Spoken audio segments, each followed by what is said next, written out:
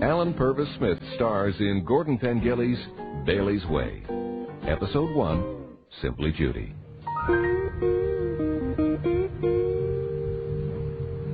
Start at the bottom and work your way up. Blood-red high-heeled shoes, black fishnet stockings, a licorice leather skirt, candy-striped top, big orange wig, lipstick to go with the shoes, purple eyeshadow to go with the purple night. Brown eyes, those are mine. I'm Constable Tanis Bailey, undercover busting Johns down on 10th Street in front of Calgary's National Hotel. Rookies get all the lousy assignments. I was told to expect that. Start at the bottom and work your way up. Right. So far I look like a clown. Hi, Tanis. How's it going? That's Judy. Hi, Judy.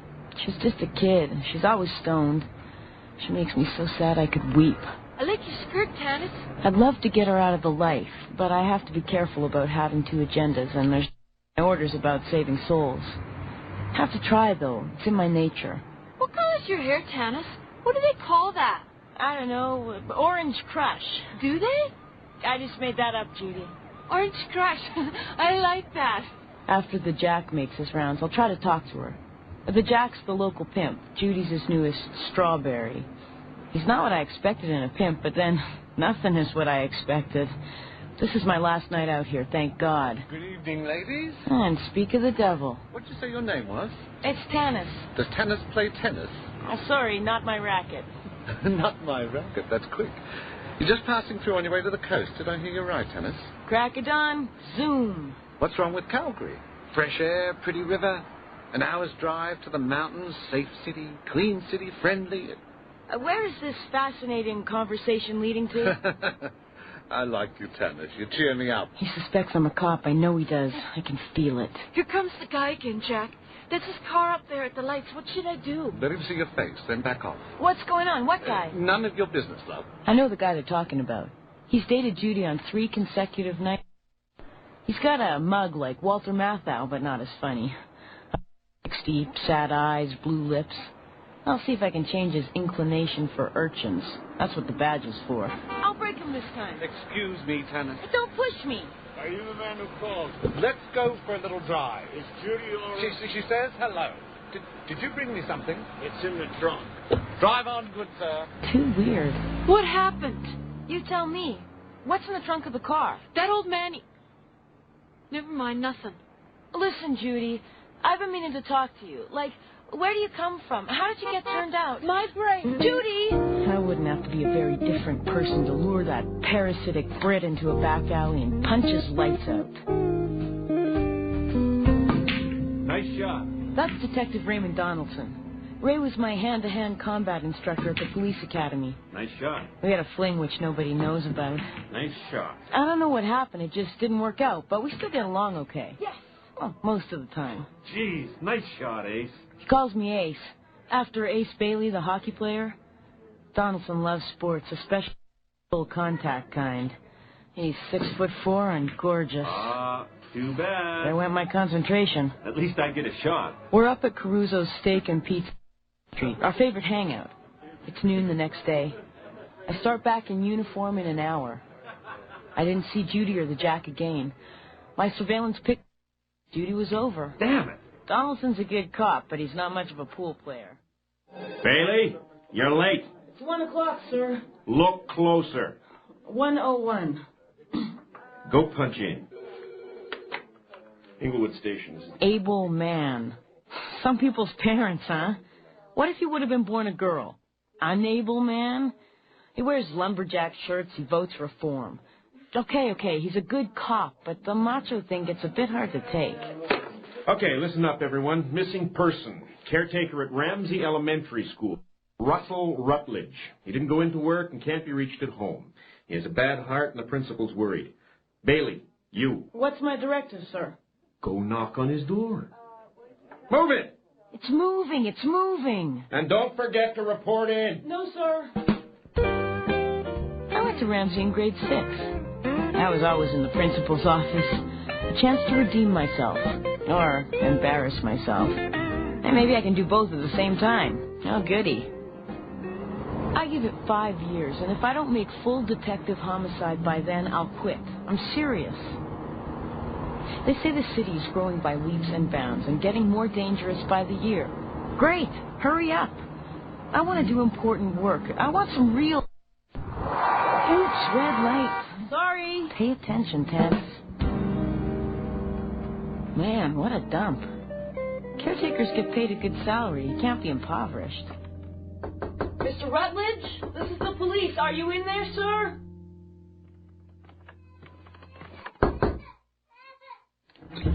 Yes? Constable Bailey. Sorry to bother you, ma'am, but I'm looking for Russell Rutledge, the man next door to you in apartment 18. Oh? Is there something the matter? Hush, baby. When was the last time you saw him? The night before last, I guess, about 9 o'clock. Was there anything different when you saw him the other night? Anything out of the ordinary? Out of the ordinary?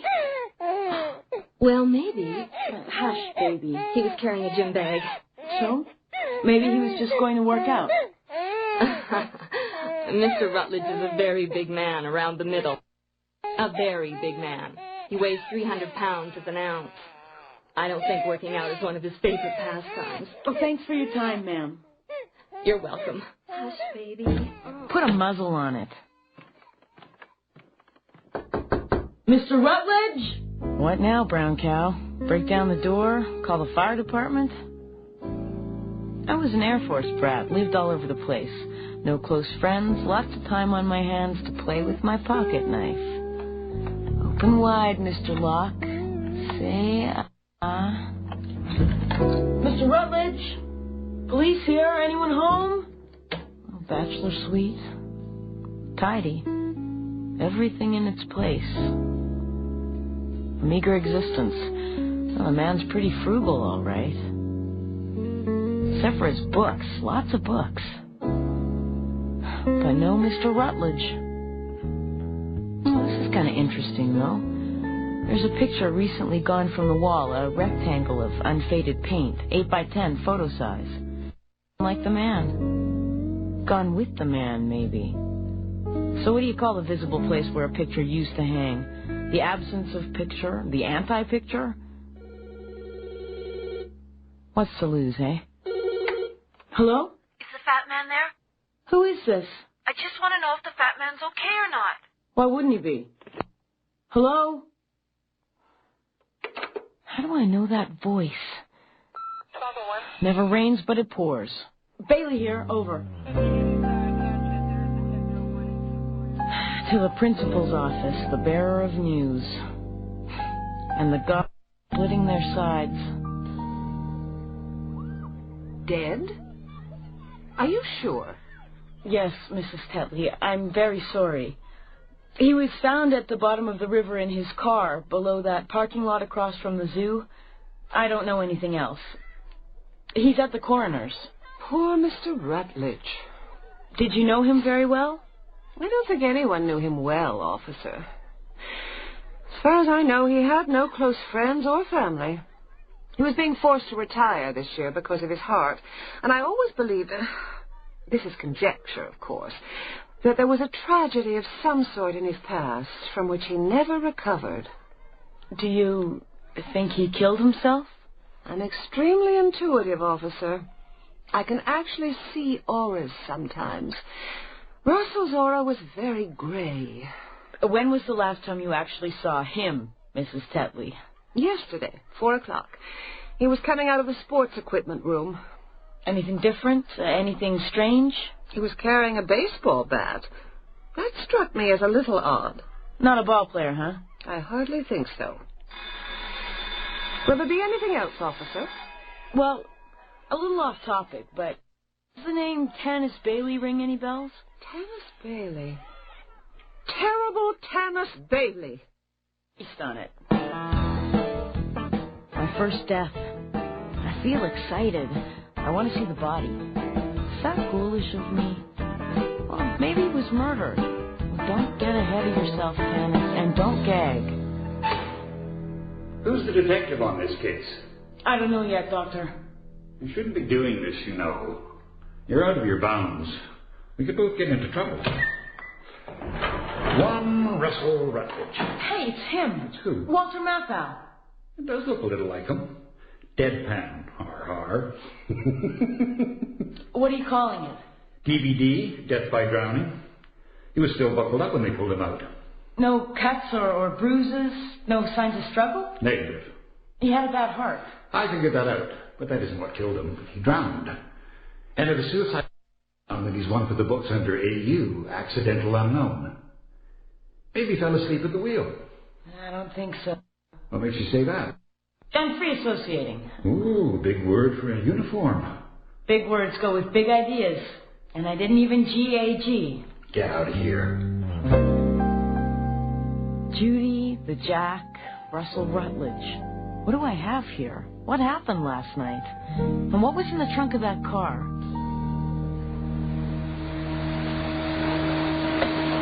Hello? You're here about Rutledge, right? Oh, boy, that was fast. Just cleaned out. Where's all the stuff gone to? It's down in the basement storage. There wasn't that much of it. How well do you know him? He paid his rent in time and otherwise kept to himself. Frankly, I thought... Why? I don't know, what do you call it? His whole demeanor. That place up there on the wall where that picture used to be, do you know what it was? Nope. Can you show me where his stuff is?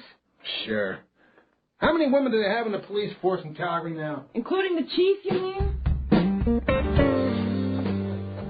A man's whole life in a few cardboard boxes. No suicide note, no key to his relationship with Judy and the Jack. A Bible. An obituary.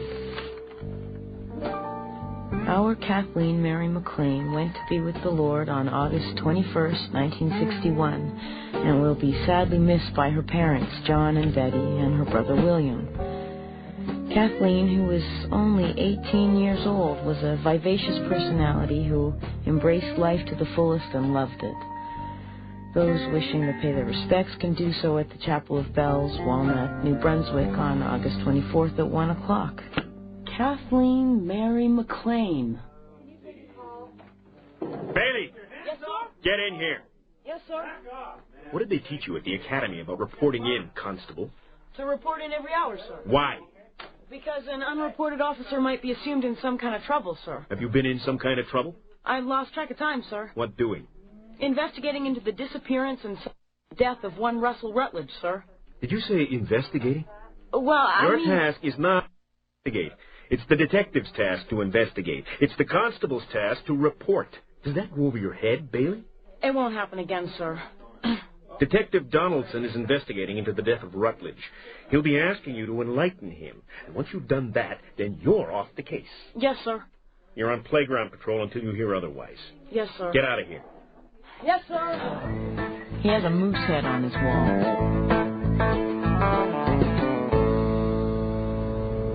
The old red light district back at the turn of the century used to be down where the zoo is now. Did you know that, Donaldson? So does Judy. What do you really know about her? Not much. Where she's from? Went to school? She's really hard to talk to, Ray. She's stoned all the time. She can barely even read. I'm sure she's dyslexic. She's small townish to me. I don't know. Maybe Rutledge and this Judy were related somehow. It's crossed my mind. And by the way, Donaldson, her name is Judy, not this Judy. That's very demeaning. Beg your pardon. So, the Jack climbs into the car with Rutledge and they go away together. Later on, the car drives into the river off the parking lot across from the zoo and Rutledge drowns. No signs of struggle, no scrawny pimp. What happened? He killed himself. How do you know? You know he didn't. I don't know yet. You just want it to be a murder. I do not. Liar. Hey, there's Judy. She's getting out of that truck over there. God, I hope she doesn't recognize me. You do the talking. Liar. Shut up. Hey, I'm looking for the Jack. Know where he is tonight? No. Are you sure? Why? I owe him some money. Give it to me. I'll pass it on. What, do I look like an idiot? Yeah, you do a little bit. I'm saying I don't know where he is. How many languages should I try? That moves. Get lost. I'm working. Small townish, huh? She's a good actress. She's fluttering like a leaf inside. Maybe we should go back and pull her in. Get tough on her. Make her talk about Rutledge. Scare the living hell out of her. That doesn't sound like you. You're right. It doesn't.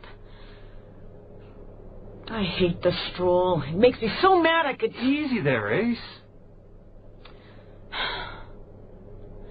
This city's changed a lot since I was a kid, Ray. It's bursting its skin in so many ways. We'll come back tomorrow. I mean, Judy's not going anywhere. Where would she go to? Take me home. I'm a monster movie addict. When we were little kids, it was my brother who wanted to be a cop. Me? A monster. I wanted to be the monster they had to call the Air Force out to defeat, to shoot me down off the Calgary Tower, my father leading the troops, calling off the attack at the last moment. I should probably go see a shrink. Maybe I should give Ray a call, invite him back over. What time is it? Midnight. And do what, play tiddlywinks? I'm not going to sleep, though. I'm worried for Judy. If something happens to her, I'll never forgive myself.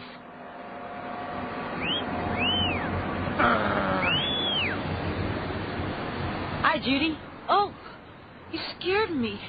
I didn't see you coming, Tanis. Hey, I thought you were going to the coast already. Where's the Jack tonight? I don't know. I haven't seen him since last night. Did you see him after he drove off with that old man last night? What old man? When's the last time you had something to eat, Judy? You look pallid. Let's go for a sandwich and have a long talk. Why? Because I know you're upset about something. No, I'm not. Yes, you are. Please. I'm fine. Okay, so a few nights ago, that old guy drives up, and he asked me out. So I drive around the block, and he parks, and he asks me what my name is. Judy. And he goes, I want to give you something, Judy. Here. And he hands me an envelope. And it's full of Tanis. I couldn't even count it all. It made me dizzy to look at the numbers. I didn't know what to say. What did he say? He said it was a gift to help me get off the street. He said he would help me in any way I needed to get a brand new start in life. And then he wrote his phone number down on the envelope. What did you do with the money? This is stupid, I know. I told the Jack what happened, and he took it all. He didn't give me any of it. And then he noticed the phone number on the envelope, and he gets this gleam in his eye, and he goes, call the guy up. Say I found the money, and I took it all from you. Say you need some more. Say you want to buy your freedom from me and start a new life for yourself. Say you're desperate. And I go, I don't know if I can pretend that, Jack. And he goes, can. And then he hits me in the eye, and he goes, there. That'll prove to him how desperate you are. Right.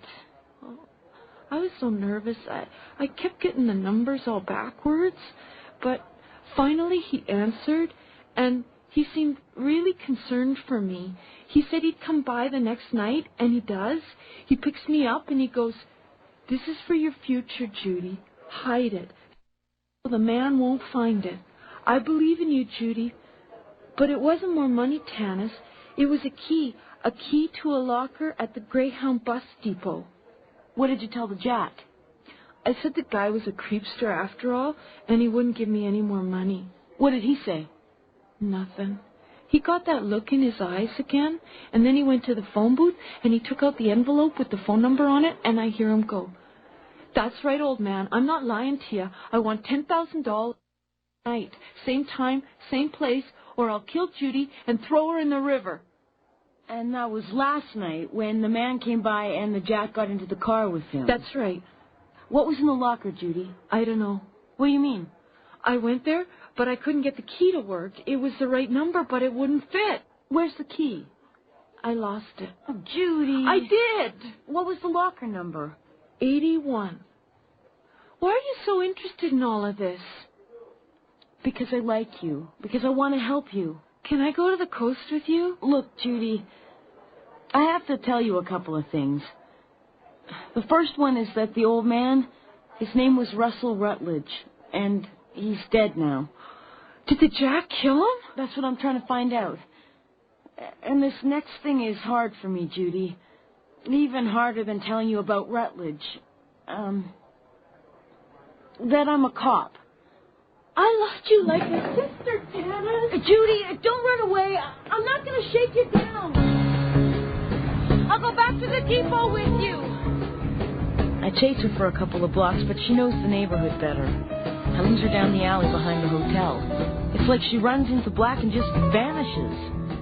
So I go to the Greyhound bus depot. I'm thinking she might have lied to me about losing the key. I find the locker. The key's in the lock and the locker's empty. I toss and turn in bed all night. I dream I'm clinging to the Calgary Tower with airplanes buzzing around me and I'm shouting at the top of my lungs, "Daddy! Daddy!" It's noon the next day. I feel like hell. I'm at Caruso's waiting for Ray. What are you grinning about? Guess whose body they dragged out of the river this morning? Say the Jack. The Jack. Where'd they find him? Down from the zoo at the weir. His skull was cracked open. The Jack was extorting Rutledge. How do you know? I went back and talked to Judy after you dropped me off. The Jack told Rutledge he'd kill her if he didn't come through with 10 grand. Why? What was their relationship? Rutledge was a caretaker. It's a metaphor, Donaldson. You've got to stop going against procedures, Ace. Off-duty uniforms don't go sticking their noses into cases without orders. You'll get a suspension, sure as hell. There's going to be an inquest, and you're the reporting officer. Be ready. Right. You look awful. Didn't you sleep well? I remember the day I decided to be a cop, Ray. I was up in that place at the top of the Calgary Tower. I was meeting my dad for lunch. We hadn't seen each other for more than a year. My life had been going backwards. I was 18 years old, and What's the matter? Backwards. Hey? Kathleen Mary McLean was 18 years old when she went to be with the Lord. What? Russell Rutledge lived in apartment 18. You're losing me, Ace. Where are you going? It's all in the way you look at things, Ray. Judy didn't lie to me about losing the locker key. She really did. And of course it didn't fit. When she gets really nervous, her eyes play tricks. She saw the number on the locker key backwards. Either that or I might get arrested. Open wide, Mr. Locke. Say ah. Bingo. I take the gym bag out of my locker and go to my car. It's full of money, lots of it. Life savings, I suppose. There's also a letter in the gym bag and an 8x10 framed photograph. The letter is for Judy, and the photograph is of a girl who bears such a striking resemblance to her it takes my breath away. And so does the letter. Dear Judy, my name is Russell Rutledge. I only know your name because you told me, and I don't even know if that's your real name. I drive past you every day, though, going home from work. I'm a caretaker of a school, and I've saved all of this money, and it's yours to do with what you want, and I hope you choose wisely. You don't have to worry about the man anymore, because I'm going to take care of him for you, and you don't have to think about me afterwards, because I'll be gone too. Judy, a long time ago, I caused something terrible to happen, which has haunted me ever since. And I must find the courage now to redeem myself, to give something back to the world. I beg you to get on a bus and start a new life. The pretty young lady you see in the photograph was about your age when she died, and I loved her very much. Let her be your guardian angel. Yours truly, Russell Rutledge. I walk down the river to the weir where they pulled the Jack out. There's a sluiceway there for drawing debris from in front of the head and pushing it to the edge of the river. It's amazing what kind of stuff you can find there. Homeless people are sometimes seen here finding things for survival. And there it is, a baseball bat. It has Ramsey Elementary printed on it, and it's cracked. I leave it there. At the inquest, I reveal what I know about the extortion plot between Rutledge and the Jack. There's motive for murder both ways, but no certainty. The bag and the money get entered as evidence, and the case gets shelved until Judy is found. What I don't reveal is Rutledge's letter to Judy and the photograph of Kathleen Mary McLean, and I'm not ever going to. Not to anyone. I trace the name, and Rutledge's past comes forward. He's a school teacher in a small town in New Brunswick, his very first job. He falls in love with one of his grade 12 students, Kathleen. She gets pregnant from him and jumps off a bridge out of shame. Rutledge moves out west, betroths his grief, takes up the mop, and begins his lonely penitence. To finally find Judy doesn't take long. In Vancouver, dead from a drug overdose. The case gets filed under ongoing unsolved, and I'm trying to convince the authorities to donate Rutledge's money in both of their names to an organization devoted to getting underage prostitutes off the streets. I've already suspended. That was just today, and right now I'm walking along the river, and I'm going to cry or scream or punch something in about 3 seconds. My heart is a big fistful of what-ifs, and I really wonder if I'm cut out for this job. Have to try, though. That's my nature. This has been Episode 1 of Bailey's Way by Gordon Pengilly. Simply Judy, starring Esther Purves Smith as Tanis Bailey. Lindsay Burns played Judy. Terry Belville was the Jack. Les Carlson played Rutledge. And Grant was Donaldson. With them were David LeReaney as Sergeant, Kate Newby as the neighbor woman, Donna Belville as Mrs. Tetley, Grant Reddick as the coroner, and Bruce Parkhouse as the manager. The music was in the hands of 4-score-and-7, featuring Dave Hamilton, Phil Hall, Neil Bentley, Tom Moon, Ray McAndrew, Keith Flowen, and Miles Jackson. The recording engineer was Bob Boving, who also created the sound effects. The program was produced and directed in Calgary by Marty Fishman. The Wanderer, Episode 2 of Bailey's Way, starring Esther Purves Smith.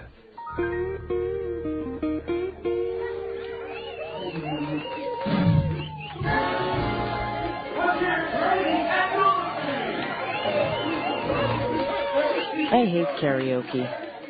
What possesses people to stand up in public and make fools of themselves? It's hot in here. I hate smoky crowds. The beer tastes flat. I'm Constable Tanis Bailey, and I'm in a lousy mood.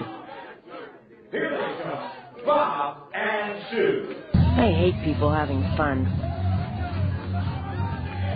I'm 5 days into my 2-week suspension for police misbehavior, insubordination, and discreditable conduct. I went off on my own without orders. I put my nose in where it didn't belong, and I crossed my superior. Not bad for a day's work. Hi, Ace.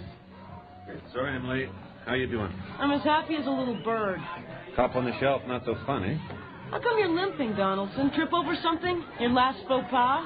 Beer's flat. That's what I thought. You want to go somewhere else? Yeah, as far away from karaoke as humanly possible.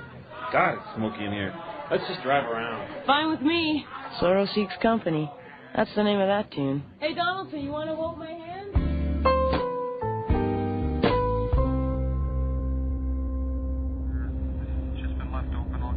You seem distracted.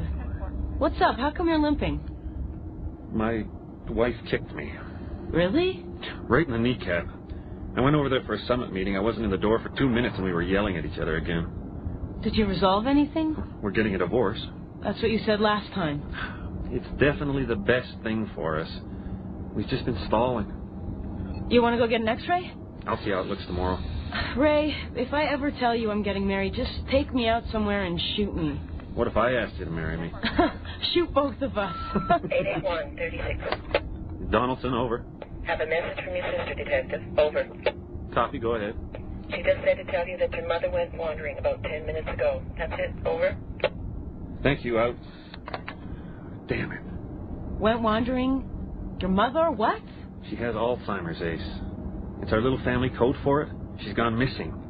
This isn't the first time either. Oh, we were only lovers once, Ray. I know I should have told you, but it's been hard to handle. My sister's dealt with most of it. Mom lives with them. That's hardly an explanation. I'll work on it. Any idea where she went? Unpredictable. What a nice day for you so far. I feel like running away. Care if I tag along for a while? You shouldn't even be in the car, you know that, don't you? I'll say you needed a nurse.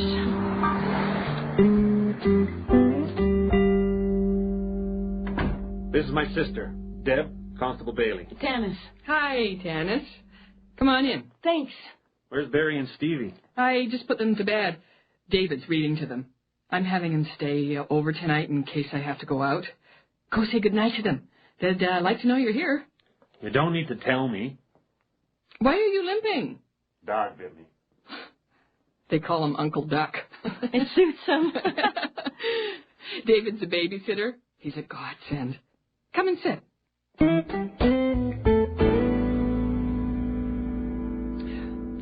She was diagnosed 5 years ago, and the symptoms have progressed so rapidly, I barely have words for it. It's pathetic. It's awful. Try living here. How many times has she wandered off? This is the third time, but never after dark before. I'll get out there right away, Deb. I'm not prodding you. How did you find her the other times? We made her a bracelet. Address, phone number. My name is Anna Donaldson, and I have Alzheimer's. Ray's idea. Someone called both times. Perfect strangers. A cab driver and a gas station attendant. They both went out of their way to help. She could have just as easily gotten mugged or run over. The second time she was gone for an hour. We were in a frenzy. What time is it? 9 o'clock. 30 minutes and counting. The boys are asleep now, Mrs. Carter. Thanks, David. This is Tanis Bailey. She works with Ray. Hi, David. We're in the same business, except he's important and I'm not. Actually, I've been suspended. For a good cause? Depends on who you talk to. Right. Can I watch some TV? Sure. And help yourself to the fridge. I'm sorry what happened, Mrs. Carter. The last time I looked, she was napping. It's not your fault, David. I know better, that's all. Don't worry about it. Is he good with the boys? He's great. And he's been good with Mom, too, when Paul or I can't be here. We met him at a support group for families with afflicted members. His grandfather died of Alzheimer's. They were close. How's your mom with the boys? Sometimes she's good. Sometimes she gets frustrated. They think she's being funny when she asks them who they are. I better get out there. Hey, I'm coming with you. No arguments. I feel like a real bonehead. Me and my little problems about my inability to conform. How would you like to be walking somewhere in the city tonight, alone and confused and afraid? I'll never bitch about my life again. Yeah, right. I only have to be reminded about every 6 minutes or so. Bad day for Ray. First his wife, then his mother. There's tension in the air between him and his sister. Now, and when David came into the room, Ray turned into an iceberg. I wonder what that's about. How come you never told me about this before, Donaldson? I'm your friend. It's a serious issue. You're insulted, right? Well, I'm trying really hard not to be, but can't you just tell me why now? Coming right up here, Ace. This is where Mom was found the first time. At the Husky? Yeah. The gas jock tried to talk to her, but she couldn't make heads or tails of Mom's gibberish. She gave her a coffee and a magazine and called the cops. What do you mean, gibberish? It's part of what happens with memory loss. Nobody knows very much about it. It's sort of like a short circuit in a switchboard. The words and what they're normally connected to get all scrambled up for some reason. Neurons, chemicals. I don't really understand it. Is she scrambled all the time? Not yet. She still has stretches of clarity. But it's really weird, you know. Certain words she'll get wrong the same way every time. She calls a hanky a sword. That's the best one. Strange disease. It's terrible. How's her temperament? All over the map. The drugs make her docile, but she's pretty scary without them sometimes. Did you, notice the scratches on Deb's face? Yeah, I did. Mom clawed her. Jeez. Hi, Detective Donaldson. Do you remember me from a few weeks ago? Yeah. Let me guess. That old woman's wandered off again. She's not that old. Have you seen her tonight? Sorry. Well, if you do, don't let her get away. She's faster than she looks. Maybe that family should consider putting her in a nursing home or something. Well, if they need some advice, I'll make sure they come right here to this dandy spot of intellect and get it straight from you. How's that? I was just making a suggestion. I didn't mean to offend anyone. Just pump the gas. I'm a good citizen. Come on, Ray, forget it. What's the matter with him? It's okay to talk about it, you know. I mean, I really do appreciate how tough it must be. You think you do? Because it's difficult, because she embarrasses you sometimes, because it's out of your control. Get out of my head. Where the hell is she? Ray, is her memory loss the same short and long? You know what I mean? Yeah. No. Immediate memory suffers the most. What they call remote memory sometimes doesn't go at all and can finally become the only memory before everything pops off. And it will. Maybe that woman's right. Maybe we should put her in a home, but the only time I tried to bring it up, Deb flew off the handle. She thinks she and David can manage by themselves. She doesn't even ask much from me anymore. What about her husband? Paul? He sells sports equipment for a wholesale outfit. He's on the road a lot. If you want to know the truth, I think their marriage is heading for crisis. How old is David? 16. Why? I get this distinct feeling you don't like him very much. I don't trust him like Deb does. There's something going on behind his eyes that's always put me off. Deb doesn't see it. The second time your mom wandered off, she was found by a cab driver, right? Yeah, right beside that Greek restaurant on Center Street. That's quite a long walk from the house. I was amazed. Do you remember the cabbie's name, what company? It isn't going to help, Ace. Humor me.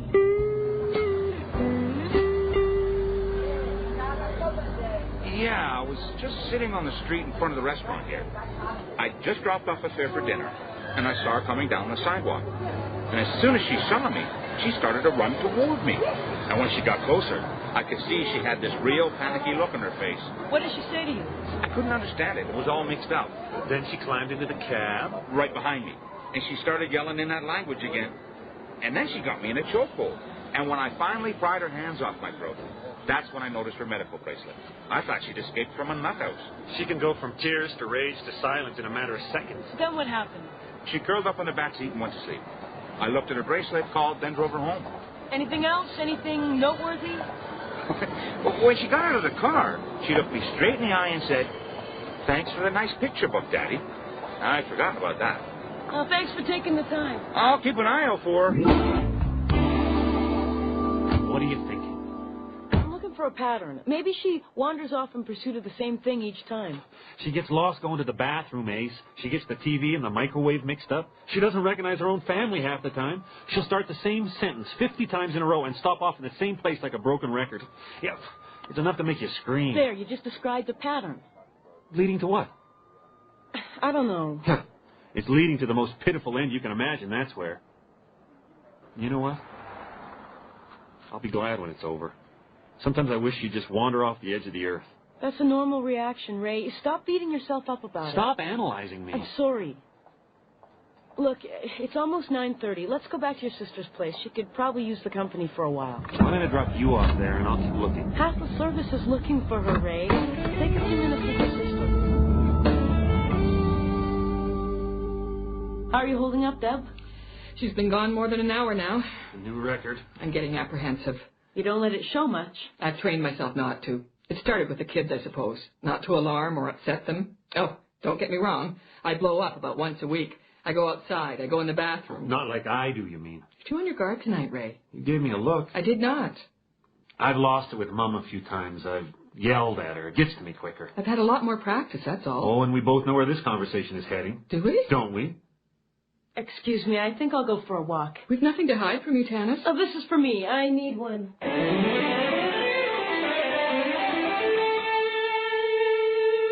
What's on? The Road Warrior. Mel Gibson before he was famous. Great little flick. I like the kid with the boomerang. Yeah, he's neat. David, Mrs. Carter told me your grandfather died of Alzheimer's. She said you two were close. He was more like my father. I'm sorry. That's okay. What do your parents do?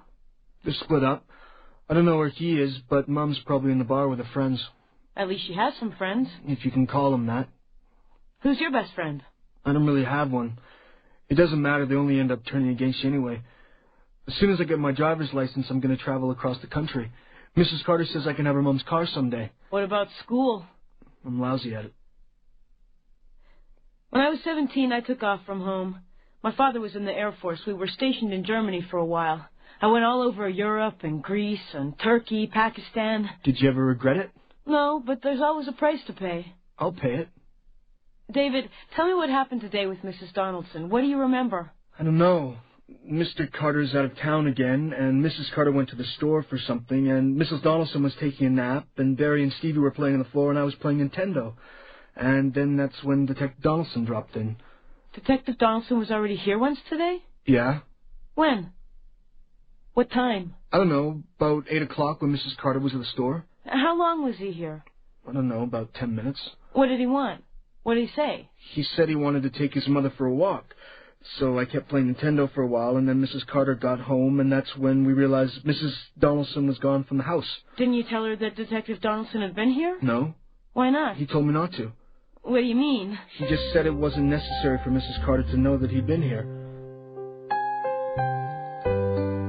Ray and I were lovers, for God's sake. I see him as my confidant, my mentor. Why would he keep things from me in a time of crisis? What's going on in this household? Where's Ray? He went downstairs. We had a big argument. I'm sure you saw it coming. Maybe it's a night for revelations. A counselor told us 2 years ago that Alzheimer's is a family disease, and I didn't really know what she meant by that until recently. It must be exhausting. It's a wrecking ball. I'm sorry. I've always thought that my life has been more screwed up than Ray's has over this, but I'm not so sure about that anymore. What do you mean? Maybe it's Mom. Maybe it's his job. Maybe it's his marriage. Maybe it's sibling rivalry. Maybe it's everything all piling up, but... What, Deb? You probably see him more than we do, Tanis. Does he seem like himself to you these days? I don't know how to answer that. God, I was only gone for half an hour. Deb. She was a high school English teacher. She was bright and funny and thoughtful and philosophic, and she loved books. She loved to read. And now you should see her. Oh, she reads, still reads. She'll read the same page over and over and over and over until someone comes along and turns the damn page for her. And she never remembers a bloody word of it. Forgive me. I'm sorry. A lot of people with Alzheimer's are suicidal. I've had the most vivid nightmare. What time is it? Just after 10. 2 hours. Deb, do you know anything about a picture book of some kind that her father might have given to her, maybe as a child? Her father loved to read, too. He gave her lots of books. Picture book? She sort of mentioned one to the cabbie who brought her home that day. That's very touching. What? Her father was a cabbie. I wonder which one she was thinking of. She had the bookshelf in her bedroom devoted to her childhood. It's like a little museum. She's very proud of them. Can I see? Sure. Donaldson, there you are. What are you doing? Just wandering around. I grew up in this house. This was my room. How come it's empty? Well, Paul's got plans for it. I don't know. Probably a weight room or something. He's a real jock, huh? Yeah, thinks he is. What you got there? A picture book. Let me see. Be careful. It's very brittle. The Zoo Story. I remember this one. It's a real nice book. It's a, what do you call it, three-dimensional... Pop-up. Right, pop-up. It's about a little girl who goes to the zoo and meets all the animals and then changes places for a day with a monkey. Yeah, I remember. Mom used to read it to me a lot. Do you remember the inscription? No. To my little monkey face on her 5th birthday, loved Daddy, 1927. Deb and I were looking through your mom's bookshelf, and Deb noticed that this one of your mom's old favorites, was missing. We found it under her pillow. Oh, yeah? You want to hear something weird? What? I had this book, too, when I was little. My mom found it at a garage sale and thought I'd like it, but you know what? It scared the crap out of me. And it haunted me for weeks, and I finally burned it up with my father's cigarette lighter. What was so bad about it? It made me feel really insecure that a stupid monkey could come along and take my place in my family and not even be noticed. I related like crazy. I was very impressionable. You're one of a kind, Ace. Was she reading this book when you dropped by here earlier? No, she was sleeping. How did you know I'd drop by here earlier? David told me. What else did he say? He said you told him not to tell anybody. No, I didn't. I said Deb didn't need to know that I'd been here, that's all. Why not? Why did you drop by? What are you getting at, Ace? I was just wondering why you hadn't mentioned it before. So what are you getting at? Ray, the police just phoned. A woman answering her mom's description was seen on a city bus about an hour ago. Where at? Southbound. The driver said she got off the north end of Lionsgate Bridge. Oh, God. I'm coming with you, Ray. If they find her at the bottom of the river, I want to be there. I don't want to be waiting by the phone. Will you stay here, Ace?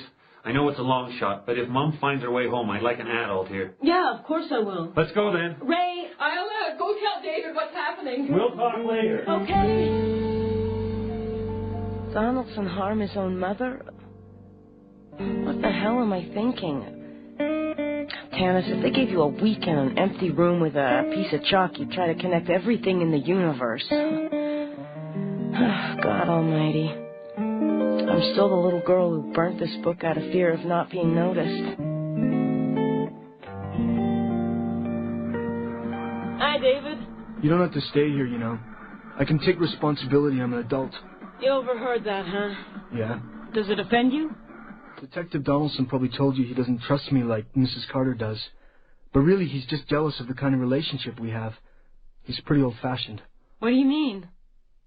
What's old-fashioned got to do with how much Mrs. Carter trusts you? You've been around, you know. Run it by me again. It isn't just trust, it's more than trust. How much more? She's not even 30 yet. If she didn't have to take care of her mother all the time, she'd change her whole life in a flash, all of it, including her husband. Too weird. Where could this be leading? Hello? It wasn't Mom. I guess it sort of looked like her, but when I showed the bus driver a good, clear photograph, he completely changed his mind. The woman he saw was a bag lady. Sorry, Ray. And we seem to be saying that a lot to each other tonight. Yeah. So now what happens? Well, I was thinking about something you said earlier about patterns and pursuits, and I started wondering about that book she was reading. I mean, do you think it's possible she's gone to the zoo? In the middle of the night? That's got nothing to do with it. She can see stars at high noon sometimes. What's to lose, eh? There's something funny in your voice, Tanis. Something you need to say? Not at the moment. Is David in the room? Yeah. You're on to something. I'll call you back in a few minutes. How's that? Good. They didn't find her, eh? No. So, where were we? Oh, yeah, we were talking about Mrs. Carter, and you were saying how you think that caring for her mother has somehow, I don't know, kept her from, what? Going for changes, exploring herself? You sound like a therapist I had once. Oh, yeah? After your grandfather died? No, way before. Stuff that happened at school. David, can I ask you a sort of sensitive question? Adult to adult. Okay. Are you, kind of in love with Mrs. Carter? I think Paul's fooling around on her. I think he takes some woman on the road with him all the time. You didn't answer my question. Do you want some popcorn? David, tell me honestly, do you have any idea, even a clue, where Mrs. Donaldson might have gone tonight? No. Are you sure? She's like my grandfather was. It's like they turn into zombies. By the end, I started to hate him for it. I'm glad he died. It was best for everybody. Hello? What's going on at the house? Talk to me, Ace. Really? That's wonderful news. They found her, David. Is she all right, Donaldson? Okay, I copy you. Let's work through this carefully. Are you all right? Yeah? Does David know where Mom is? Chances. I'll be right there. No. I'll park across the street. I'll give you 10 minutes, then I'm coming in and doing it my way. Okay, Donaldson. I'm so happy for you. See y'all in a little while. Bye. Where did they find her? Guess. I don't know. At the zoo. Oh, yeah? Wow. That's a long ways away. Yeah. He's sweating bullets suddenly. His eyes are moving around. Something's gone wrong. Patience, Tanis. It's pretty weird. I mean... Here we go. How a person can get lost in their own house and still remember how to drive to the zoo. Yeah, no kidding. He's doing the mental arithmetic now. He's speeding back through the conversation, trying to think if he gave something away, if he tipped me off somewhere. I mean, Keep going, keep going. So, is her car still okay, though? She didn't smack it up or anything, did she? Did anybody say? Not that I know of. Hope not. Just a second. Who said anything about a car? You did, David. I think I'll make some popcorn. Sure. Mind if you move it? The garage is behind the house across the backyard. David's watching me out the kitchen window. I hear a car. I think I smell fumes. Please, God, no. Side door locked. Open wide, Mr. Locke.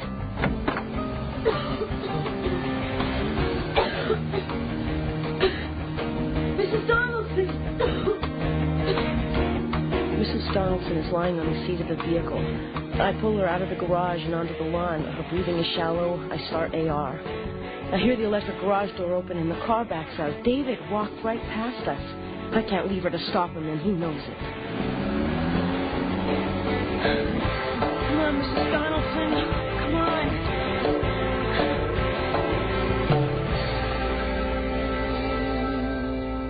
I've been sitting outside of intensive care for an hour now. But Deb's inside with her mother, and Donaldson's talking to a doctor down the hallway. Staff Sergeant Mann just got here. How is she, Constable? She's going to make it, sir. Thank God. That's one tough woman despite her illness. She was in the car for 2.5 hours. Any damage done? They don't know yet, sir. She's talking, though. She opened her eyes, sneezed, and asked for a sword. A sword? That means hanky to her, sir. Yeah, I've got an uncle with Alzheimer's. Oh, by the way, we caught up with David. He was having a hamburger at Peter's Drive-In. That's one weird kid. Yes, sir. It was good you happened to be there, Bailey. How did you happen to be there? I'm a friend of the family, sir. Write something down for me, what you think went on. Can you do that? I'll try to, sir. Detective Donaldson. As I write this, David isn't talking yet. He's clammed right up, so this is only conjecture. The fact that he ran, though, leads me to think foul play. I can't say for certain how Mrs. Donaldson got into the car. She doesn't remember. But I've narrowed it down to 3 possibilities. 1, she tried to kill herself. 2, she got in the car to go for a drive and simply forgot where she was. It could happen. 3, David got her into the car somehow. What I do know for certain is that the garage door was locked from the outside and can only be locked from the outside. Mrs. Donaldson's car is fairly new and well sealed, and the windows were closed. That's what saved her. According to the paramedics, it would have taken her another hour or so to totally succumb. She's very lucky. Have I missed anything? Mrs. Donaldson was wearing her best coat and hat. She had her purse with her, and she was wearing lipstick. We're all just wandering around in one way or another. Have mercy. Amen.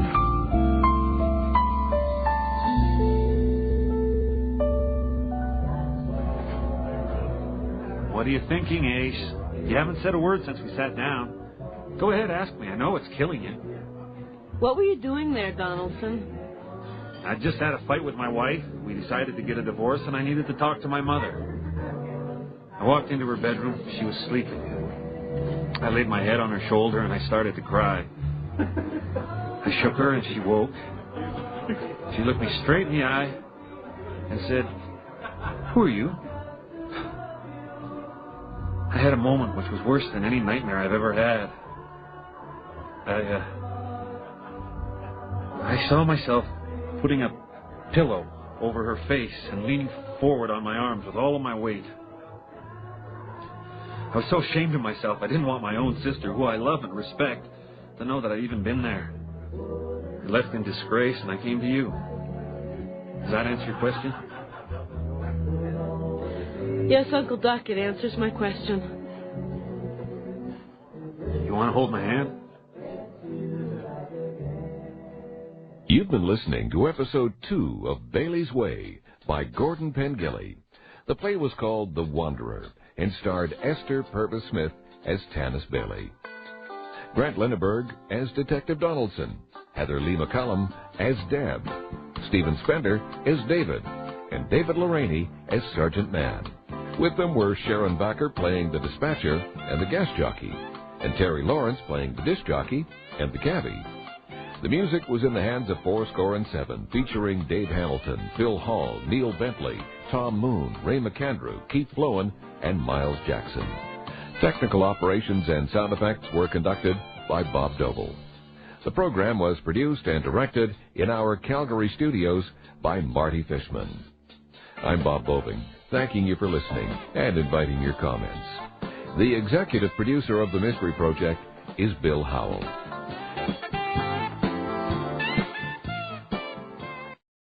Esther Purves Smith stars in Dallas, Calgary.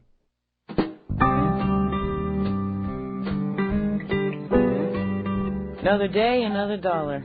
Another day of grace. I've been back on duty for 15 days since my suspension, and my conscience is clear. I haven't been yelled at more than a couple of times. I haven't done anything too stupid, and my things are neat and tidy.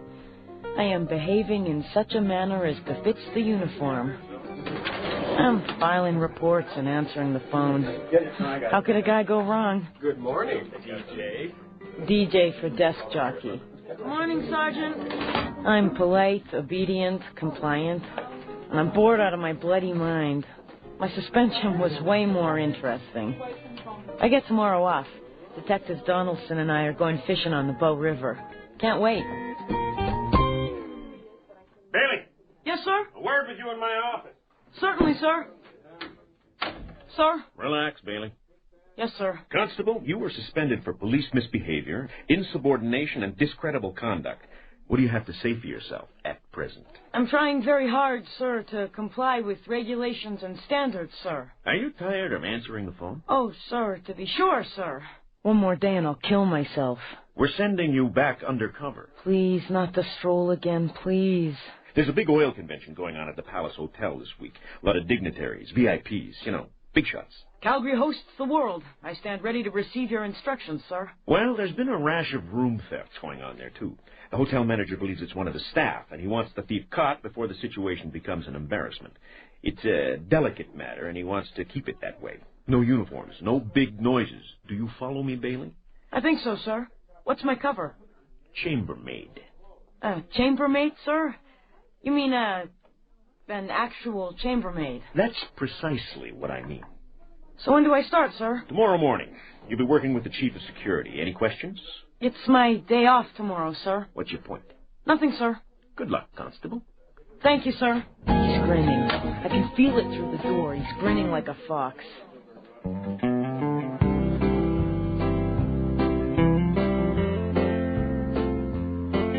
The Palace Hotel. One of the oldest in Calgary. A sandstone monolith cut from the mountains, now standing bold against the prairie sky with balconies. Tanis, you're a poet. But not a very good one. How may I direct you, ma'am? I'm the concierge. You can call me Tony. I'm Constable Bailey. Blew that one. I'm here to see the chief of security. That would be Mr. Flynn. Would you like me to page him? He's expecting me. His office is on the mezzanine, room 234. Thank you. Really smart, really smart. A chambermaid. I could kill him. It's open. Mr. Flynn? Constable Tanis Bailey. Ah, yes, Constable. I've been expecting you. Come on in. Thank you. Have a seat there. Thanks. So, you have a thief in the house, huh? That's right. Someone on staff, you believe? Oh, I think I know who it is, Constable. Can't prove it is all. She's a chambermaid, a Filipino named Mrs. Andigo, about 45, recent to Canada, can't keep her hands off things that twinkle. How do you know it's her, Mr. Flynn? I have my sources, Constable, and I'm sure you appreciate the need in some instances for restricted information. I guess I don't rate. Okay, so what do you have in mind? Well, I don't have the time to deal with this at all, Constable. The convention has totally consumed me. Ball's in your court. I want her caught as quickly as you can, and quietly removed. I don't even care to see her. Am I being too brusque? This is a big hotel, sir. I know you have a lot of responsibilities. Where do I get a uniform? Big fish, little pond, well illustrated.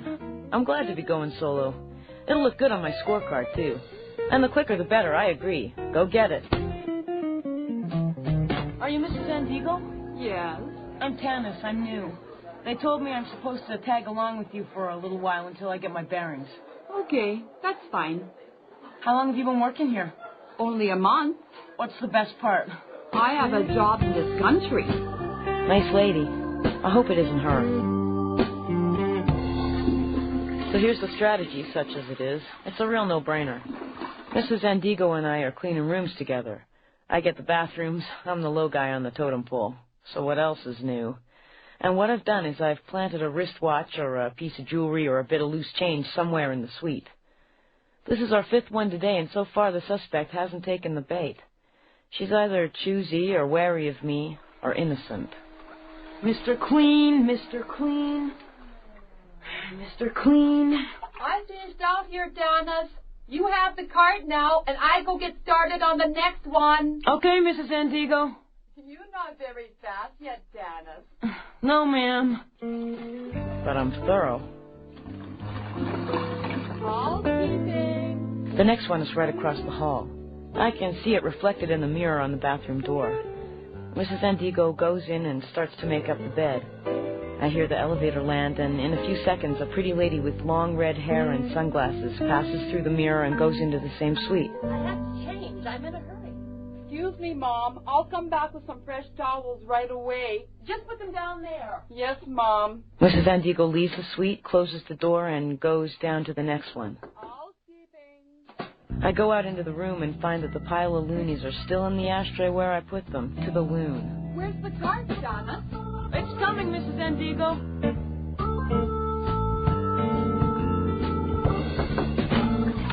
Mr. Flynn? Empty. But now I hear voices coming from another room at the back of his office, the door partly open. Hey, I'm a born snoop. Can't help it. Let's get into earshot, see what the big fish is up to. Awful long flight. It was eons long. Poor baby. Poor baby. Totally consumed, eh? Right. The chief of security at one of the biggest hotels in Calgary watches TV soaps to pass the time. Well, we all have our dirty little secrets, don't we? I bought you a present. A bracelet. It's gorgeous. Read the inscription. To Sugarfoot, love Tex. Oh. Mr. Flynn? Constable Bailey. I'm sorry, door was open. Am I taking you away from something important? No, not at all. Routine work. Do you have something to report? Something I want to discuss. Come and sit down. No, wait. I have a better idea. It's 5 o'clock. Can I buy you a cocktail? Oh. Well, can I change first?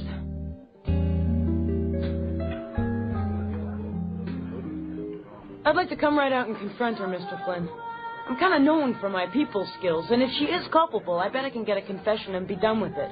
I mean, she's not exactly a hardened criminal. And if she lies to you? I don't think she will. But if she does, you've blown your cover, and nothing will have been accomplished. I want her caught red-handed. Crime and punishment, huh? You think I'm callous? If there's a choice, I prefer the softer approach, that's all. The new breed of cop. I'm just being me. I don't think we're hitting it off somehow. Do you sense that too, Constable? I don't think you want me here. And I don't think you want to be here. Touché. What's your point? Constable, it was the manager's idea to bring you in. I would have been tickled pink to catch the crook myself. But he seems to think my greater duty is babysitting the VIPs. And I'll be honest with you, I'm bored to death with just about every aspect of this job. It's turning me into a sloth and a grump, not to be viewed by someone as keen as you, and I apologize for the bad impression. There, spilled my guts. So why don't you resign your post? I'm going to. As soon as I put the money together, I'm going to start up my own detective agency. Want to be my partner? Can I wear a trench coat? You can wear whatever you want to. Would you like to have dinner with me tonight? I don't know if that'd be very smart. Why not? No rest for the wicked. Excuse me. Sure. Flynn here.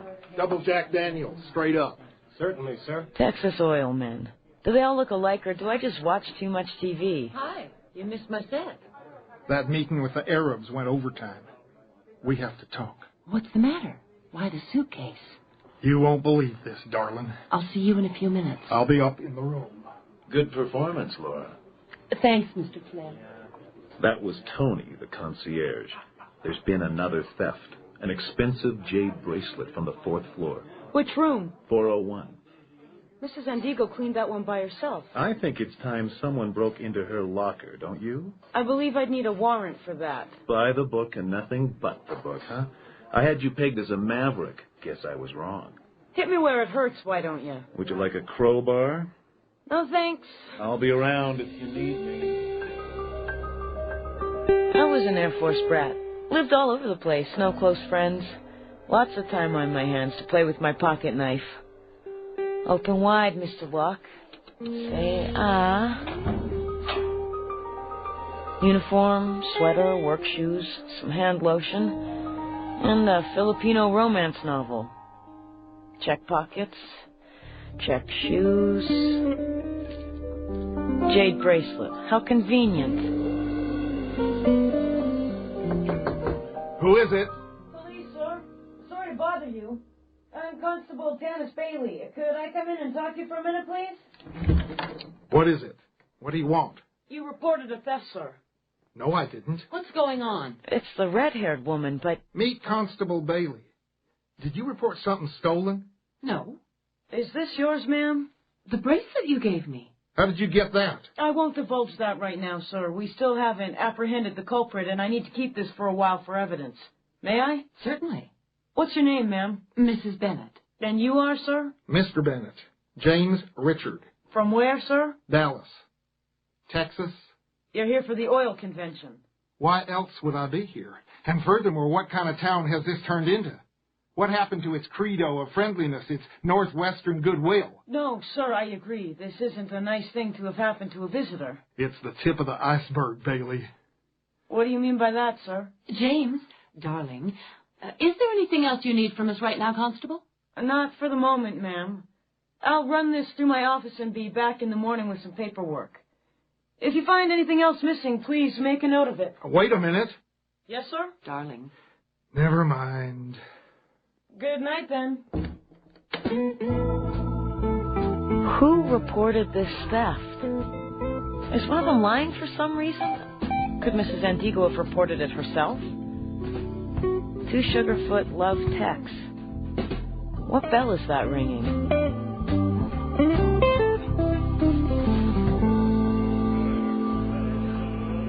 How may I direct you, Constable? Tony, who was it reported that missing bracelet to you a while ago? Beg your pardon? Missing bracelet, 4th floor? Not across my desk, Constable. Are you sure? They pay me to be sure. Do you know where Mr. Flynn is? Of course. Could you tell him I went home and tell him I'll be back in the morning to wrap this thing up? He'll know. You can count on me, Constable. Thanks. Ding dong. Something stinketh in the palace. 2 Sugarfoot Love Tex. Mr. Flynn? Nobody here. How far has he gone? Cup of coffee on the desk, still hot. Have to chance it. Surveillance room locked. Hurry! Bank of monitors on lobby, lounge, basement, staff room, hallways, exits, parkade. It has to be here somewhere. How do you switch the screens? How come nobody taught me this stuff at school? I bet Donaldson could sit right down here and... Really do care about you, Sugarfoot. I know you do, Ted. Bingo. Maybe this is my wake-up call. I mean, it's not like I got a marriage made in heaven. And I don't think you should take any chances on me or otherwise. I think you should sacrifice your $100,000 and ensure your prospects. I mean, it's not like you can't afford it. I should have called the chief of security as soon as I got the blackmail note. I have to get back to the lounge before I get fired. See you later. Don't forget the wig. Oops. Catch. Doing this to me. Good question, Mr. B. Rewind. It's a fisheye lens. You can see the whole suite. The camera is probably in the light fixture on the ceiling with the mic attached. Roll it back to the start of the tape, fast forward, and stop it right there. Poor baby. The juicy part from this morning. I bought you a present. A bracelet. It's gorgeous. And into bed they go. Fast forward. Okay, stop. What's this? Mrs. Andigo enters the suite and starts to make the bed. There's a sound at the door, and the red-haired woman enters. Excuse me, Mom. I'll come back. Mrs. Andigo leaves the suite. The woman takes an envelope from her bag and places it on the bed. She takes off her sunglasses and her wig and her bracelet and goes into the bathroom and turns on the shower. Laura Kay. Mrs. Andigo re-enters with towels and puts them on a chair. She crosses the room, reaches through the drapes, and checks the lock on the balcony door. Reverse. She checks the lock on the balcony door. Now she sees the bracelet on the bureau. She grabs it and exits. Fast forward. Laura Kay comes out of the bathroom, dresses, and exits. She doesn't notice the bracelet is gone. Mr. Bennett enters the suite and finds the envelope. He opens it and removes 3 photos and a letter. He gawks at the photos, he reads the letter, then he exits the suite. He returns with a suitcase. He puts it on the bed, he paces the room, he stares off the balcony between the drapes. Laura Kay returns, hit the volume. You look pale. Read this, Sugarfoot. Dear Mr. Bennett, we hope you're having a wonderful time up here. When your wife knows what we know, things won't be so rosy, though, will they? We want $100,000 in exchange for our silence. Go get the money and be in your room at 9 o'clock tonight for further instructions. And don't call the cops. We're watching. My God. And look at these. He hands her the photographs. Kissing at the airport. Kissing in the cab. Kissing in the hallway at the door to our room. I'm screwed. Who could that be? I don't know, but I wish I had my gun. Wait till I get my wig on. Who is it? Police, sir. Sorry to bother you. Bingo. Yikes. No place to hide. Eject and get out of here. Constable Bailey. Hi, Mr. Flynn. You left your door open. I was just coming by to tell you that my evening date had been canceled and that I'd be happy, therefore, to take you up on your dinner invitation from before. And I was just looking for a piece of paper to write you a note on. What are you hiding behind your back there, Constable? It's, what do you call it? A surveillance tape? Yes, Mr. Flynn. That's what it is. And you know, and I know what's on this tape. Who put you up to this? What do you mean? Was it the concierge? That little snake knows everything around here. And I know what you're thinking, Bailey, but that tape isn't contraband. I'm not making duplicates. I'm not in the market. I'm not in it for that. It's personal. Damn it, Flynn. Now you be honest with me or I'll get violent. Did you bug room 401 in order to blackmail J.R. Bennett? Who the hell is J.R. Bennett? He's the man on the tape with Laura Kay. Ah, you mean Tex. No, I did not. Are you trying to tell me you made this tape just to look at? Constable, Laura Kay has sung here several times in the past, and I've occasionally asked her out, and she's always refused me. But she teases me, with my plain desire for her, and it's made me sort of frustrated. Are you disappointed in me? What you've done is illegal, and I'm disgusted. Dumb question. Hold out your wrist, Mr. Flynn. Be gentle. I cuff him to his desk, and I leave the videotape nearby in his plain sight, and I know I'm taking a big chance. Don't go anywhere. I wouldn't miss this for the world. I go back into the surveillance room, and I partly close the door, just enough so Flynn can still see me. Okay, regroup. Where is everybody? Monitors. The singer is in the lounge. The concierge is at his desk. The Texan paces his room. He looks at his watch. He stares at the suitcase on the bed. He runs his fingers through his hair. He's trying to figure out the rest of his life, and it isn't a soap opera. It's nearly 9 o'clock. His phone should ring any moment. And it occurs to me in a kind of dull flash that I should have called for backup. I'm in trouble again. Here we go. Answer it, answer it. Hello. Tony's on the phone, too. Yes. Yes. I understand. Laura Kay glances at her wristwatch. All right. Bastards. And there goes Tony.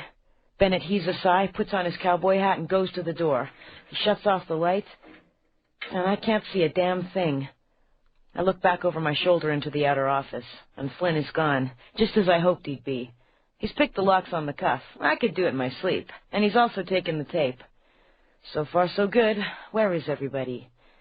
Bennett enters the lounge. Laura finishes her set and goes to him. And the lights in the suite come back on. Guess who? It's Tony. He goes to the bed, but the suitcase is gone. And he exits.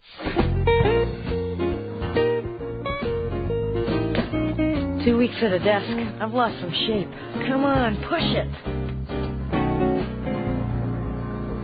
I'm standing on the balcony in room 401. These old hotels that you find on the prairies, they were built at the turn of the century after European styles, where some of the rooms have adjoining doors and others adjoining balconies. The doors they've kept, but the balconies, no, they've all been reconstructed. Where once there was one long balcony between separate suites, you'll now find two of them, about 6 feet apart. For security reasons, right. I know how Flynn did it, and I know where he is right now. Don't look down, Ace.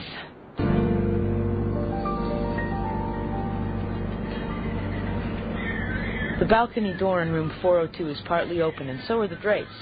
The suite is dark except for the light from the television screen, which spills over the bed where Flynn is counting the money from out of the suitcase. 598. Requesting backup.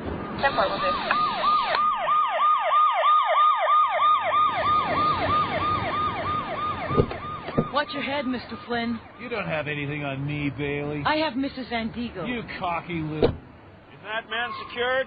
Yes, sir, he is. Why didn't you phone for some backup hours ago, Bailey? Everything happened so quickly, sir, and I didn't want to make any extra noise, sir. Like you said, I shouldn't, sir. We'll go over all this tomorrow. Thank you, sir.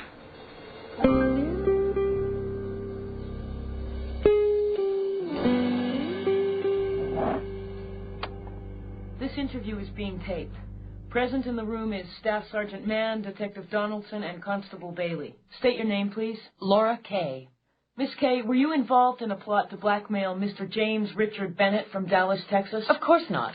I love him. You were seen putting the blackmail note on the bed in his hotel room. There's a witness, a chambermaid. I didn't know what was in that letter. I don't believe you, Laura. Ask the concierge. He knows. I was just walking through the lobby, and when I went by his desk, he handed it to me. And he said, "This is for your husband, and could I please pass it on?" Why were you pretending to be Bennett's wife? I performed with the Young Canadians. I was a Stampeder cheerleader, for God's sakes. Out of shame? Oh, please. So arrest me for it. Stay tuned to this channel, Laura.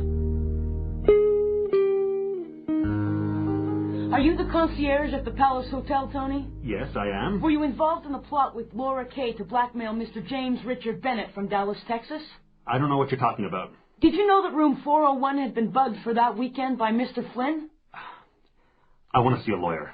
You'll need one, Tony.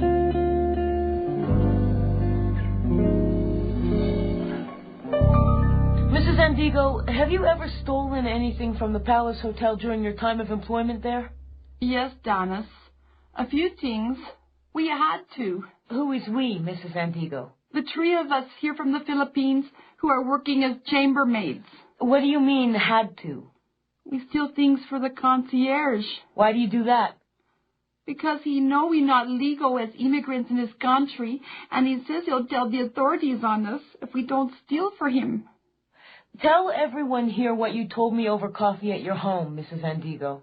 I had never stole nothing in my whole life before this time, and I become very angry with myself. But I didn't know how to get free from it. Then just before the past weekend, I was having a cigarette in the barcade, and I overheard the concierge on the lounge singer planning to blackmail a man from Texas. And I saw my chance for revenge. So I went to the chief of security, and I told him what I had heard in the barcade. And then suddenly, I couldn't keep it all inside me anymore, and I broke down, and I told him everything that had been happening to me and my friends. What did he say when you told him? He just thanked me for coming forward. And then? And then the next day he came to me, and he asked me to do a favor for him. As I was so happy he didn't tell the authorities on this, I would do any favor for him. What was the favor he asked? He asked me to make sure that the balcony doors were unlocked in room 401 on Saturday. Did you do that for him? Yes, Tanis. Was there anything else he asked of you? He asked me to steal something of value from the room and bring it to him. What did you steal? A bracelet. This one? Yes, Tanis. Mrs. Andigo, did Mr. Flynn tell you why you should do these favors for him? He said that I proved myself as a good person by coming forward, and he wanted me to help him catch the people who were trying to blackmail the man from Texas. And he said I didn't need to know how he was going to do it. You are a good person, Mrs. Andigo. During my second interview with Laura Kay, she buckles under the pressure. It's a soap opera. She's been having a fling with Bennett for a few years, whenever he comes to town. He probably has a girl in every port, you know. Anyway, she confides with Tony, her new lover, that it's over between the Texan and her, and together they get a big brainwave. The trial's going to be interesting. Flynn's pleading innocent to all the charges, including theft, invasion of privacy, and the obstruction of a police investigation. He's claiming he thwarted the blackmail plot and has a surveillance tape in his possession to prove it. Sacrificing the tape was a real big chance I took, but I had to. It was the lure I needed to get him to make his escape from the office. I hoped with the tape in his hands it would give him the impetus to go ahead with his scheme. And me? Well, I'm nervous about the trial, but I'm excited about it, too. And I'm getting lots of attention around the shop these days. I'll take it. And Staff Sergeant Mann has sort of congratulated me. They gave me a few days off, and I've gone fishing. I asked Donaldson to come along, but he coughed 6 times and said he had a cold. Okay, whatever. We all have our own little lives to work out.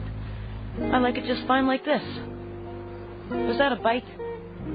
Who cares?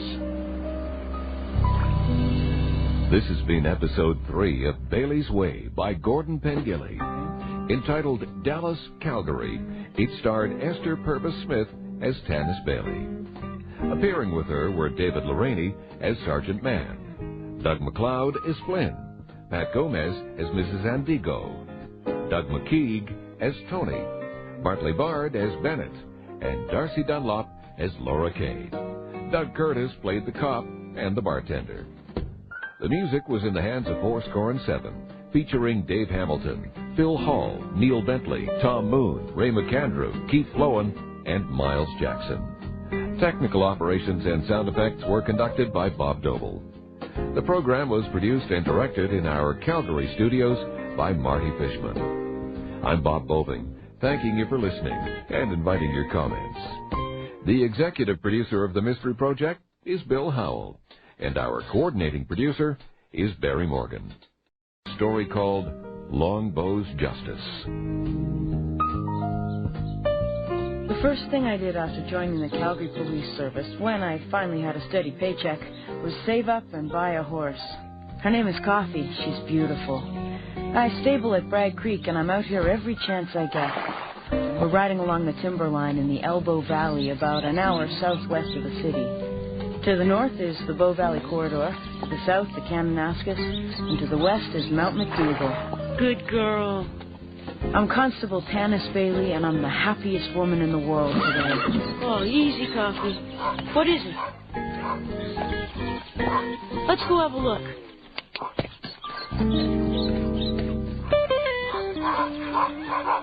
Okay, so this is weird. It's a kennel in the middle of the bush by the side of an old logging road. And a rusty Airstream trailer. Hello? Anybody here?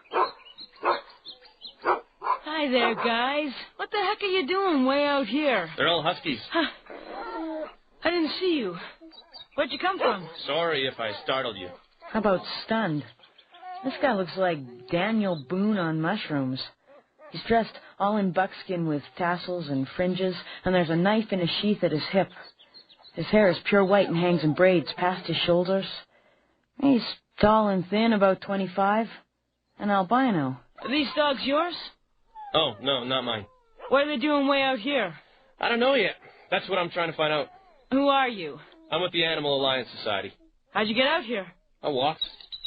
Bald eagle. Where? I look up. An eagle glides overhead. And when I look back, the albino in buckskin has vanished. Hello? When I get back to the town site of Bragg Creek, I go straight to the Fish and Wildlife office. I find the fish cop behind the building chopping wood.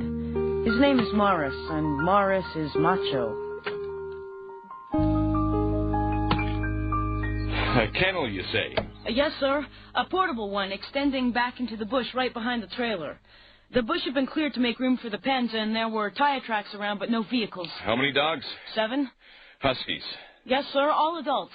They had food and water, and they didn't look abused or anything, but they still seemed pretty glad to see me. And a man dressed in buckskin with long white hair. Yes, sir. An albino, you say? Yes, sir, and he said the dogs weren't his, and so I was just wondering if you knew anything about it. Do you know the logging road I mean? That whole area is etched with old logging roads. I could take you up there. What did you say your name was? I didn't. It's Bailey. How long have you been riding horses, Bailey? Oh, about a year or so. Why? That's a long ways off the beaten trail for a novice. It's in my nature, sir. Well, I suggest you stay a little closer to town unless you tell me first. All those trails back up in there are in my jurisdiction, and some of them are pretty dangerous. Did you get a look inside of the trailer? No, sir, it was locked. Well, thanks for your cooperation. I'll go up there and have a look for myself, and if I need you any further, I'll contact you. And I give him my address and phone number. The next day, Morris calls me, and he says that he went up to the site and saw the dogs and talked to their owner. Seems the owner runs a competitive dog sled team and was up there doing some dry ground training on the logging roads. End of story. Aloneness begets habit. Every Wednesday night I take myself down to Chinatown and treat me to dinner at the same restaurant. I'm in my favorite booth and I'm having my favorite dish, and my day has gone okay today, but something still isn't right. I don't feel as calm or anonymous as I usually feel here. I didn't sleep that well last night and I'm suddenly weary. I close my eyes. I smell leather and smoke. And when I open them again, the albino in buckskin is seated in the booth right across from me reading a fortune cookie. Confucius say, it's too late to close the stable door when the steed is gone. I eat here quite often. This place has the best hot and sour soup in the city. Mind if I join you? Seems you already have. What's your name? It's Longbow. Are you Aboriginal? No, Longbow is my new name. What's yours? Bailey. Old name. Did you walk from Bragg Creek? No, I have a car. The food looks good tonight. I love the ginger fried squid here. Dig in. Really? Yeah, clean it up. I'm full. Thank you. I've been living off the land for a week. Imagine running into you again so soon. Yeah, imagine. Why'd you vanish so fast yesterday? It's my flair for the theatrical. Not meant to offend. What did the fish cop at Bragg Creek say about those huskies? What makes you think I talked to him? Didn't you? He said they were somebody's sled dogs. Well, he's wrong. Great squid. Watch out, Tanis. You've met his kind on the trail before. He'll talk your face off, he'll ask for money, he'll ask to sleep on your couch. I live in the moral dialectic. Life is about right and wrong. There are no shades of gray. You're either with me or against me. And if you're a reasoning human being, you're asking no less of me. Can you and I coexist on the planet without doing harm to each other? That's the only important question. This group you work with, the Animal Alliance Society, who started it? I did. How many are in it? Just me. No compromises, no quarrels. It's landed me in jail a few times, though. For doing what? Oh, I've harassed and threatened people. I've trespassed. I've destroyed property. I basically made a nuisance of myself from coast to coast. I got tossed out of a Greenpeace meeting once. Oh, yeah? They think I'm too extreme. If those huskies weren't sled dogs, what were they doing up there, Longbow? Do you really want to know? Why'd you sit down here? They belong to a man named Tom Sheldon. He's an experienced hunter and trapper, and I believe he has them trained for poaching big game. That's a strong accusation. It's the only thing that makes sense to me. How'd you get on his trail? Sheldon? Oh, I've been looking for him for quite a long time now. I made a bit of a study of him, actually. He has a violent streak as wide as the sky and the moral constitution of a slug. What's he after? Grizzly bear, cougar, wolf. Do you know what the gallbladder of a grizzly is worth as an aphrodisiac in Asia? No. Or a cougar rug with head attached, or a stuffed wolf for your rumpus room, a lynx for a pet? Anything that's protected or endangered or exotic has extraordinary value on the black market. It's the way of the bloody world. So how far are you willing to go with this crusade of yours? How far would you like me to go? You presume a lot. I don't think I do. Go ask the majority. Go dig in its deepest heart and offer to do the dirty work. Offer to catch the fleet offender and correct him. 9 out of 10 people will give you their blessing, and you know I'm right. Do I? The Animal Alliance Society accepts donations. I can't offer you a tax receipt, but I promise you a good return on your contribution. By catching the poacher. You'll be able to sleep easier. And if you do catch him? I'm going to correct him. You shouldn't take the law into your own hands, Longbow. The legal system drags its feet, my car's out of gas, and the clock is ticking. He's looking me square in the eyes. I can't turn away. My rebel blood starts to boil, and I find myself reaching into my purse. In exchange, he gives me his card. His society has no address, and the phone number on it is written in ink. I offer him a ride home, but he declines. He says he wants to sit for a while and do some animal sketches on the tablecloth. I can feel his eyes on my back as I go out the door. Now, my emotions are mixed. I'm sympathetic, sure. The abuse of wildlife is a travesty, but I still feel foolish for having succumbed to his rhetoric. He didn't ask me what I did for a living. Too self-absorbed? He got what he wanted, didn't he? He got my $20.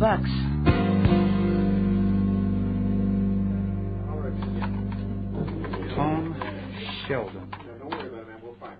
Tom Sheldon, here we are.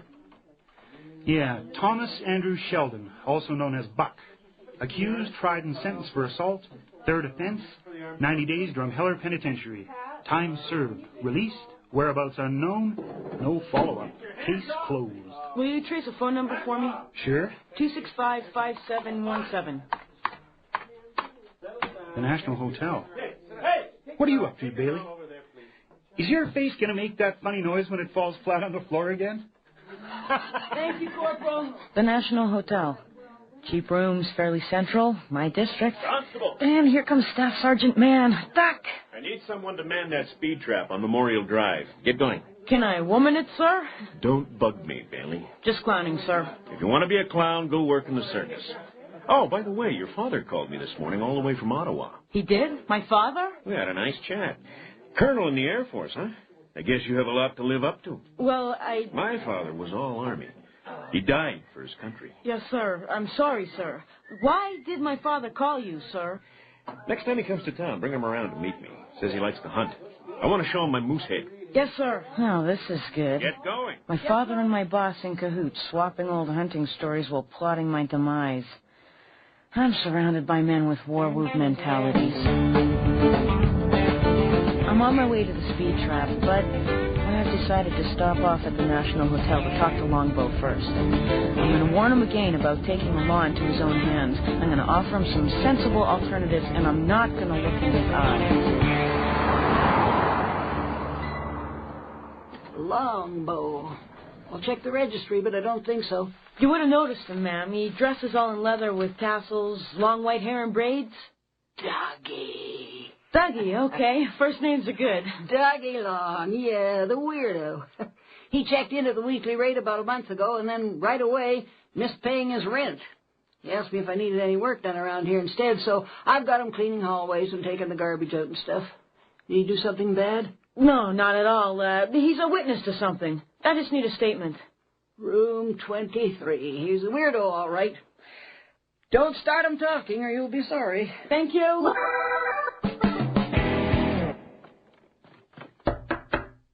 Longbow?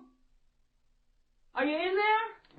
I enter and stop in my tracks. My God. The walls of his room are covered with drawings. It's a myriad collage of wild animals of all kinds in pencil and pen and red crayon. The man is an artist. It's stunningly beautiful. And ominous. There's writing on the walls, too. Save the animals, correct the perpetrator, and... Hello, Constable Bailey. Maybe we'll meet again someday. I go back out to Bragg Creek after work, and I ride up to the site again. The kennel is gone, and so are the dogs, but the trailer hasn't moved an inch. Open wide, Mr. Locke. We are... The smell nearly knocks me over. There's a body on the floor of the trailer in a pool of blood. I look closer. This man has been stabbed in the gut. Be ye corrected, pal. I call the RCMP and the investigation ensues. His name is Tom Sheldon. He matches Morris's description of the dog slitter. The medical examiner's report is pending. I tell the investigators everything I know about Longbow, and tonight I sleep restlessly. I dream of huskies and buckskin and eagles and knives. 2 days have gone by. Longbow is wanted and still at large. It's Saturday night, and every Saturday night I meet up with Donaldson. You look pensive, Ace. I feel accountable. Why? Because I donated $20 to a madman's cause. He bought gas for his car, drove out to Bragg Creek, and killed a person. That doesn't make you an accessory. What does it make me then? $20 poorer. Well, I want it back. I want the whole encounter back. I would have handled things differently. You didn't know he was going to kill somebody. I saw the potential. You're overstating it. Where the hell is he? They'll find him. What did he do with the Huskies? How did he know I talked to Morris about them? How did he know I was a cop? Did he see me at that restaurant by accident, or did he follow me there? And if he knew I was a cop, why did he inveigle me? Why did he give me his phone number? Why did he write my name on his bloody wall? Uh-oh. What? You've got that look in your eye. What look? The one that says you're going to do something stupid and it's going to land you in boiling fat. Fight it off. Send it packing. Go by the book or don't go at all and stay in your jurisdiction. Of course I will. I'm always here for you, Constable. Thank you, Detective. The medical examiner's report came in. Sheldon was dead 3 days before I found him. That means he was already dead the night I met Longbow in the restaurant. It's Sunday evening, and on Sunday evenings when I'm not on duty, I go jogging along the river. I'm staying within my regiment. I believe that Longbow is watching me, and I believe he will try to encounter me again. Hello? Bailey. Yeah, who's this? It's Officer Morris from Bragg Creek. What do you want? Need to talk. Where are you? I'm running beside the river. What's going on? I'm sitting in my vehicle in front of your house, 55 New Street. What are you doing there, Morris? Need to talk. Okay, start talking. So, this evening, I was riding my horse in the timber just west of the town site. There's a nest of eagles out there I've been keeping my eye on. I get a call on my cell. Seems there's a big animal of some description in somebody's backyard going through the garbage. So I ride over there, and when I get close to the residence, an animal, indeed of some description, comes out of the brush right in front of me. My horse gets spooked, throws me off, runs away, and now I'm on foot. Where is this leading to, Morris? Well, the animal was a man, an albino in buckskin. You're kidding. Nope. Oh, and then? He vanishes into the brush on the other side of the road, and I limp back to the office. I've punctured my hand, as you can see, and I'm washing it off in the rain barrel there when a car drives by, and the driver of that car is the same said creature in leather. So I jump in my truck, and I follow him into Calgary. He drives into Inglewood. He stops in front of your house. He gets out, and he disappears behind your house, and he hasn't come back yet. I think he's in your house, Bailey. Does he have a key? What are you insinuating? Do you think I'm harboring him? Are you? Don't be ridiculous. Oh, do you want me to call a cop? Morris, I am a cop. Nice badge. I don't have my gun. Are you coming? I'm right behind you, kid. We go in together. My house smells faintly of leather and smoke. The back door has been jimmied open with a knife. We check the rooms, under the bed, behind the couch, in the shower. He's been here and gone, but he's left his car behind on the street right out front. Too weird for words. Let me ask you something, Morris. You knew that Longbow was a suspect in the murder of Tom Sheldon, so why didn't you call for some backup? Because I guess I'm a bit like you. I guess I'm a bit of a maverick. I guess I wanted all the glory. That's a lot of guesses. You want something for that hand? It's bleeding through the bandage. It's fine. Let me change it. It smells infected. It's fine. I'm going to go out and have a look inside of his car. No, sir, you're not. You have no jurisdiction here. This is police business now, and that car will be impounded. Thanks for your cooperation, though. If we need you any further, we'll contact you. I'll be talking to your superior. Good night, officer. He leaves the house and drives away. And I go through Longbow's car myself. Chinese food cartons, magazines. There's a blanket and a pillow in the back seat, which he took from the hotel. He's been sleeping in his car. And now I see that he's left the key in the ignition. I turn it. The gas gauge reads empty. I search my house again, but I can't find anything missing or disturbed or left behind. Hello? It's me. Longbow? Yeah. Where are you? I'm in a phone booth nearby. I didn't kill Sheldon. You have to believe me. What were you doing in my house? I came to give myself up to you. Then why didn't you? Because I realized too late that fish cop from Bragg Creek had followed me into Calgary. My car was running on fumes. I actually coasted down the block to your house. I knew you were probably out jogging, so... I'm listening. So I decided to borrow your car instead. That should have occurred to me. A lot of people keep their keys on top of the fridge. Why do you think that is? Let's analyze that another time. Is that fish shop still out there? He keeps circling, yeah? Do you believe me that I didn't kill Sheldon?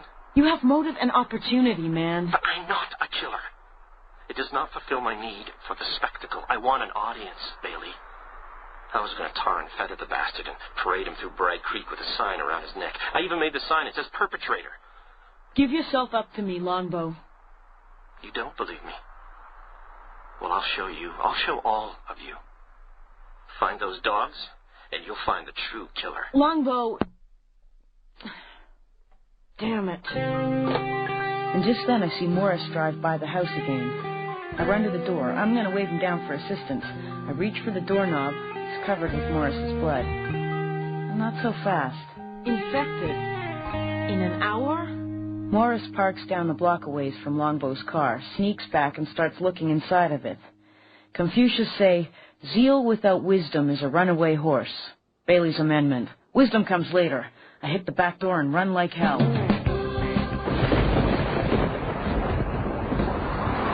It's pouring rain. I'm lying in the back of Morris's truck underneath a canvas tarpaulin with a dead sheep.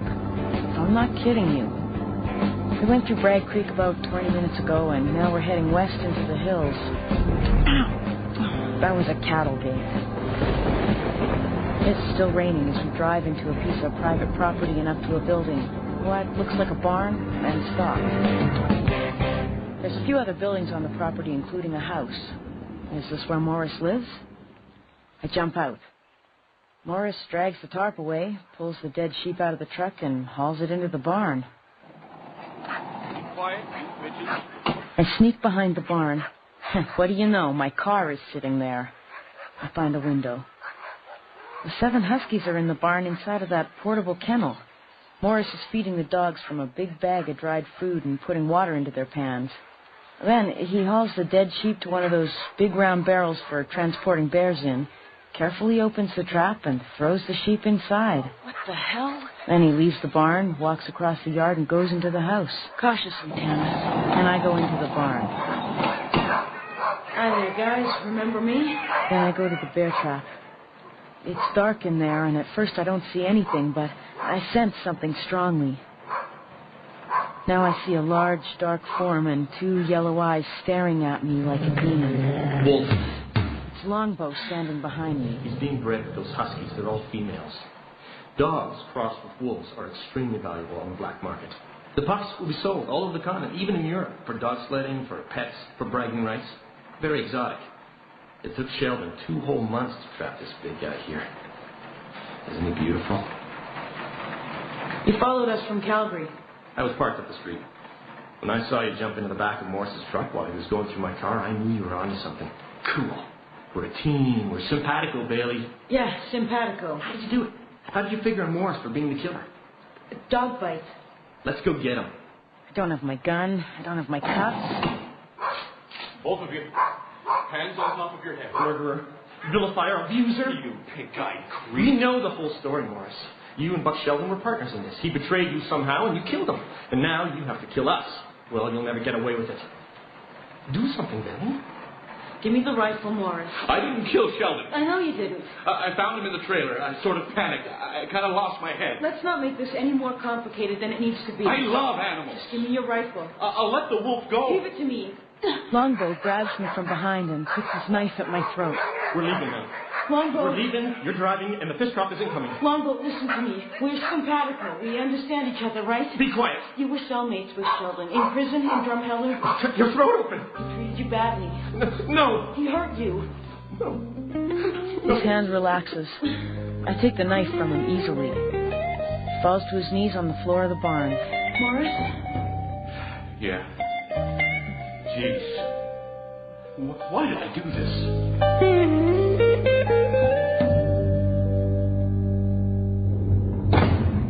How are they treating you? I'm a novelty.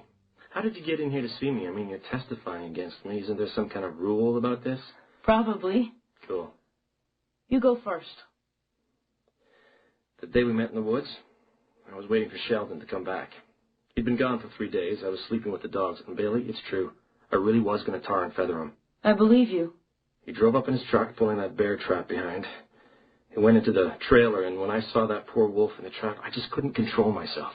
God, poaching is one thing, but what Sheldon was planning to do... It was sinister. Yes. How did you know I was a cop? Graduation ring.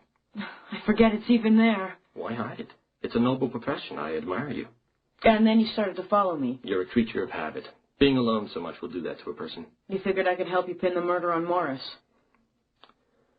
After I killed Sheldon, I sat there with that wolf for hours. I should have just let him go and walked away, but I wanted to be with him for a while. Big mistake. Morris rides up on his horse? I hide in the bushes. Morris finds the body.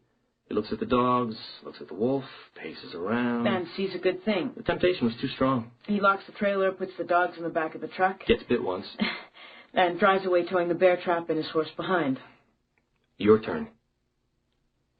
I didn't believe that those huskies were trained to hunt big game, and I didn't believe our meeting in the restaurant was by chance. After I found out what your real name was, it was easy to find out who your cellmate was in Drumheller. What did he do to you, Longbow? What didn't he do, Bailey? I'm sorry. Is there a little part of you glad for what I did? Glad? No. See you in court. Big audience. Douglas David Long. He was in jail on his third break-and-entry conviction. There was nothing political or activist about it, and he wasn't known from coast to coast. He started reading about animal rights while doing his time, and coupled with Sheldon, well, as close as I can put a name to it, he went through a metamorphosis. Dougie went in, and Longbow came out. Morris admitted to everything. He actually wept. Shame is a powerful force. When I had my day in court, Staff Sergeant Mann just sat there and sort of stared at me dumbfounded. Well, the police service encourages individualism, self-motivation, and a creative approach to problem-solving. Apparently, she shakes her head at off-duty escapades. I have to take some counseling in judgment and restraint. Judgment and restraint in what? My moral will? In my simple, inquiring self? I haven't ridden coffee in weeks. God, I love this country. Look, there's a deer.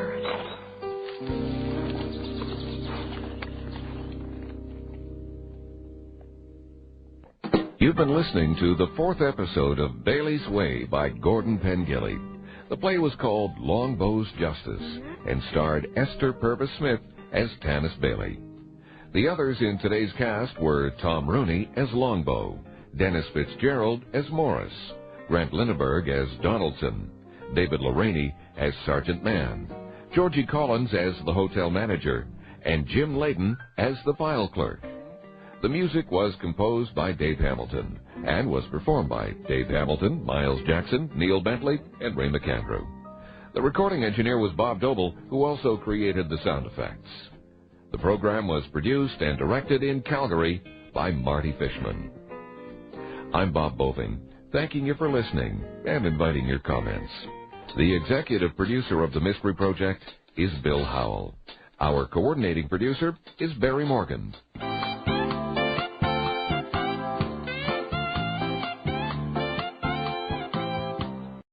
Bailey's Way, with an episode called Ghost Lake.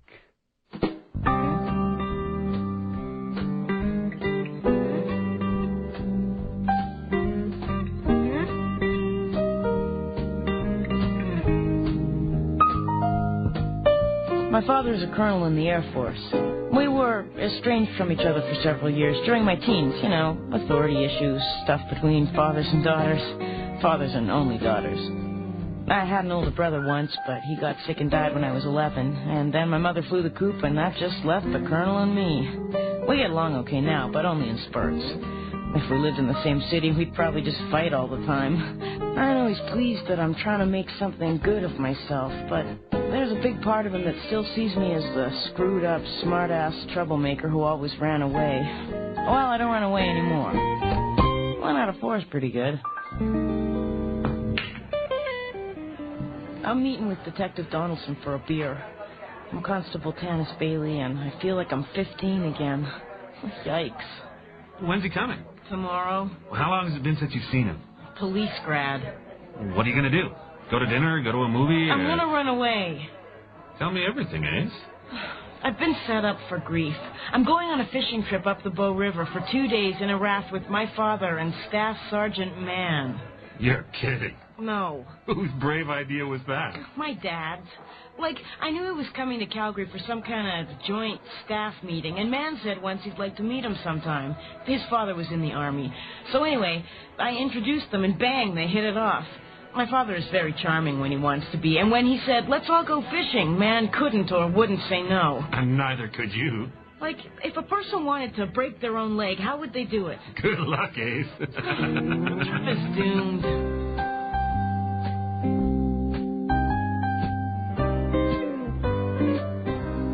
Okay, everybody. Grab a piece of that boat. Let's go. Heave! Ah, the mighty Bow River. That's my dad. You should see him. He's decked out in battle fatigues. I'm almost embarrassed. I mean, why does he always have to make himself so damn apparent all the time? This is one of the best trout fishing rivers in the world, Colonel. Can't wait to shove off. Grab the end of that cooler, Constable. Yes, sir. And don't forget the tackle box. No, sir. We're putting in at Morley on the Stony Reserve, about 60K west of Calgary. We're going to raft towards Ghost Lake, just outside of Cochrane, and stop to fish about halfway there and have lunch.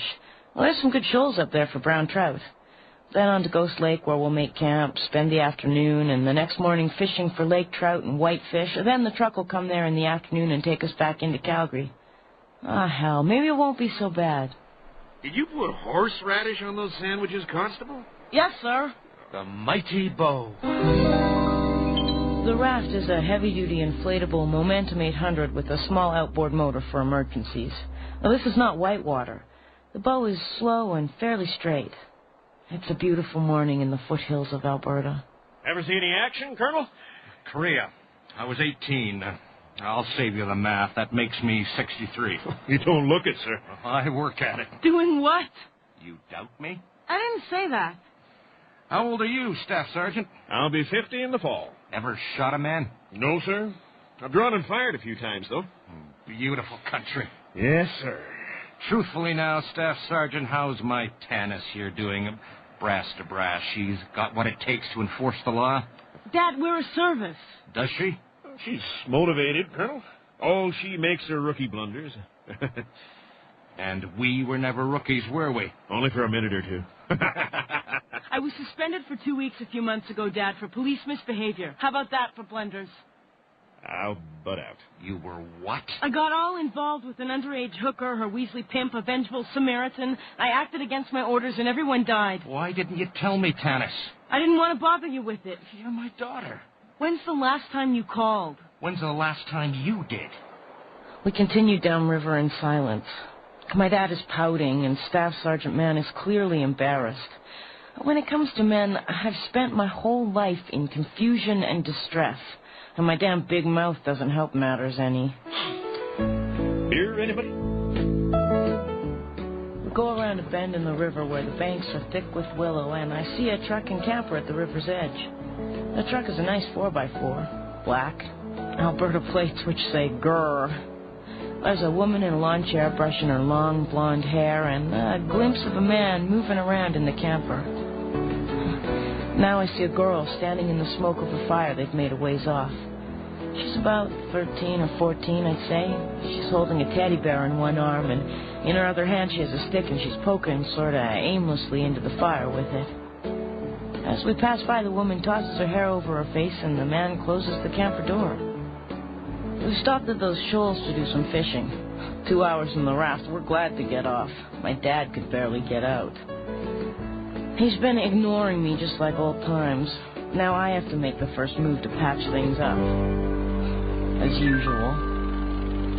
What are you using, Dad? A spoon or a streamer? Neither. A weighted nymph? That's right. Hare's ear? San Juan worm. San Juan worm. Last year when I was out here, well, closer to Canmore, I guess, that Alberta stonefly was working pretty good. Should I pound my head on that boulder over there, or do you have something harder in mind? I've talked to the staff sergeant. Uh-huh. He says those deaths were not your doing. What else did he say? He says you endeavor to do well, but that you have a certain disregard for the rules of procedure. I haven't changed very much. Is that what you're thinking? The rules are there to help you, Tanis. It's not that I don't like them, Daddy. I just forget about them sometimes. I'm sorry I didn't tell you about my suspension. I'm your father. Dad, if I told you every wrong or dumb thing I've ever done in my life, you'd probably... Probably what? Tanis? Just a second, Dad. Hand me your net. Why? What do you see? Got it. Catch one, Colonel? No, it's something else. What is that, Constable? It's a teddy bear. I'm puttering back upriver in the raft with the bear. The staff sergeant and my dad remember seeing the truck and camper, but neither of them saw the girl. I had a bear with one eye when I was a girl. This one only has one eye, too. Don't be long. I won't!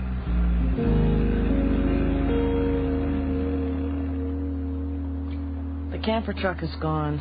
The fire's still smoldering, though. Reckless people. The ash smells funny. I sort of recognize the smell, but I can't put a name to it. I throw dirt on it. There. Now I see a piece of folded newspaper where the lawn chair was sitting.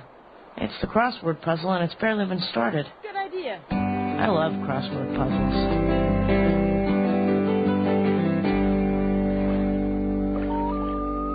Ghost Lake. It's late afternoon. The guys have taken the boat out to fish, and I've stayed back to set up the camp. I've pitched the tents, hung a canopy, and chopped some wood. Now I know why they asked me along. Well, no complaints. I love setting up camp. It's early in the season. There's only one other camper in sight, some guy and his dog. He's been sitting out in the lake in his canoe watching the loons with binoculars. 4 letters down. Baseball's Rose. P-E-T-E. A cross. Big long one. What Hamlet smelled. I glanced back at the guy in the canoe, and now I see that he's watching me. At this distance, he could tell the color of my eyes no problem, the jerk. Think I'll go for a walk.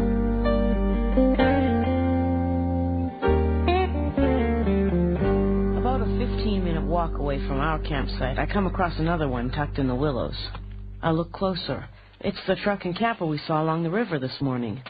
There's a man chopping wood and a woman with short, black hair sitting in a lawn chair. The man is completely bald. His head and his axe gleam equally. I don't see the blonde woman or the girl anywhere. Hi there. Hello. This is going to sound strange, but I believe I have something of yours. I beg your pardon? Of the girl's, I mean. I have her teddy bear. I fished it out of the river this morning. She must have dropped it or something. You were stopped by the edge. We went by in a raft. There was a blonde woman here. I saw the girl with the bear by the fire. Why are you looking at me like that? Lady, I don't have a bloody clue what you're talking about. You don't? I don't. Aren't you traveling with the girl? No. What's going on? I think this woman's crazy, hon. Are you crazy? I don't think so. What did she do? Never mind. Look, I'm sorry for bothering you. I must be mistaken. The truck and camper was very similar. Really, I'm sorry. Excuse me, I'll be going now. Tonight, we lock the door. No kidding. Go away. I'm sorry. Oh, brother, how embarrassing. Same truck and camper, British Columbia license plates. Look before you leap, you big dummy. Too much sun today.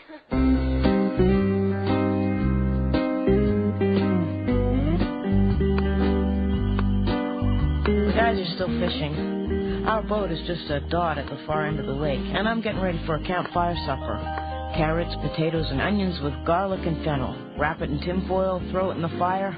Done. I hope they bring fish. Ranger approaches. It's the bald guy. Friend or foe? Friend, I hope. Let me guess. You've come to check me out, see what asylum I've escaped from. Well, ma'am, I've come to apologize for our behavior to you. My wife and I were not at our best. You made a simple mistake. We had no right to ridicule you, and we're sorry for it. Well, thanks for saying so. I was feeling a little foolish. Eyes can play tricks. What do you mean? Seeing things. You know, like mirages. Or ghosts. The locals around here talk about supernatural stuff all up and down the Bow River. The teddy bear I found is real. I believe you. Anyway, ma'am, I only came to apologize. That done, I'll let you get back to your chores. Looks good. You traveling alone? No, I'm with my father and a friend. Well, have a nice evening. You too. Oh, sir? You have blood dripping from a couple of spots on your head. Did you know that? Yep. Mosquitoes. Can't stop scratching. Bye now. Bye. Ghosts? The supernatural? Thanks a lot, pal. That'll help me sleep tonight.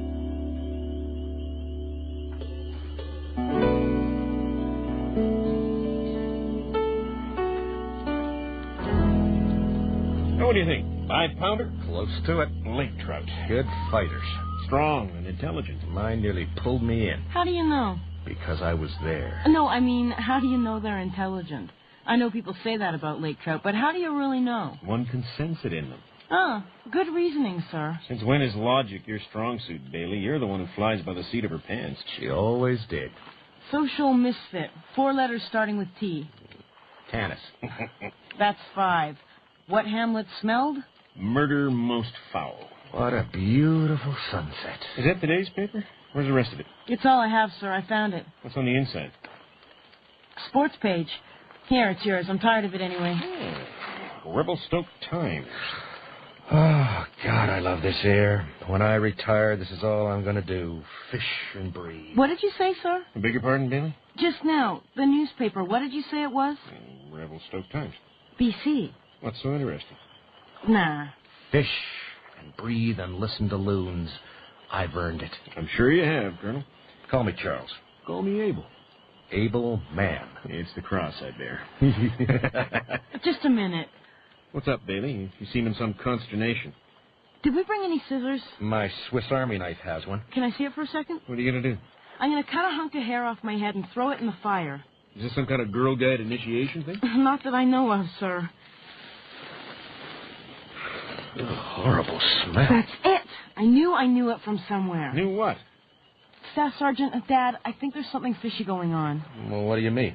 Either I'm losing my mind or the campers down the shore are very much hiding something. You have been known to lose your mind. Well, what campers? The ones in the willows who lied to me. I'm going back there. Bailey! This is crazy, Bailey. I can't help being suspicious. Same truck and camper, different license plates. A woman changes her looks. They deny the girl I saw. Where's the law being broken? I have to check it out. Mosquitoes are killing me. I feel like I'm back in Korea.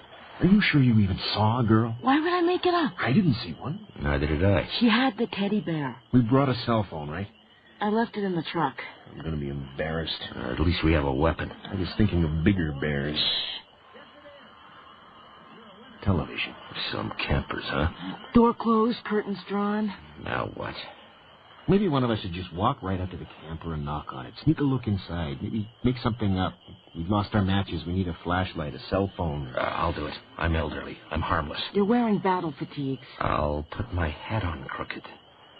I'll go. It was my idea. You look like a cop, sir. Cover me. I'm going. Hold on. That's her. That's the woman. Keep the door open, baby. No such luck. She's going down to the lake. If we could create a diversion, maybe we could get the man to come out, too, and then one of us could sneak a peek when he's gone. I'm fastest. I don't know why we're doing this. Because they lied to me. Look. There's a man in a canoe out there on the lake. He's coming towards the shore. She sees him now. It's our neighbor with the dog. They're talking. Too far away. I'm looking for body language. Are they at ease with each other? Do they know each other? He's silhouetted in the moonlight. I can't see either of their faces. Too weird.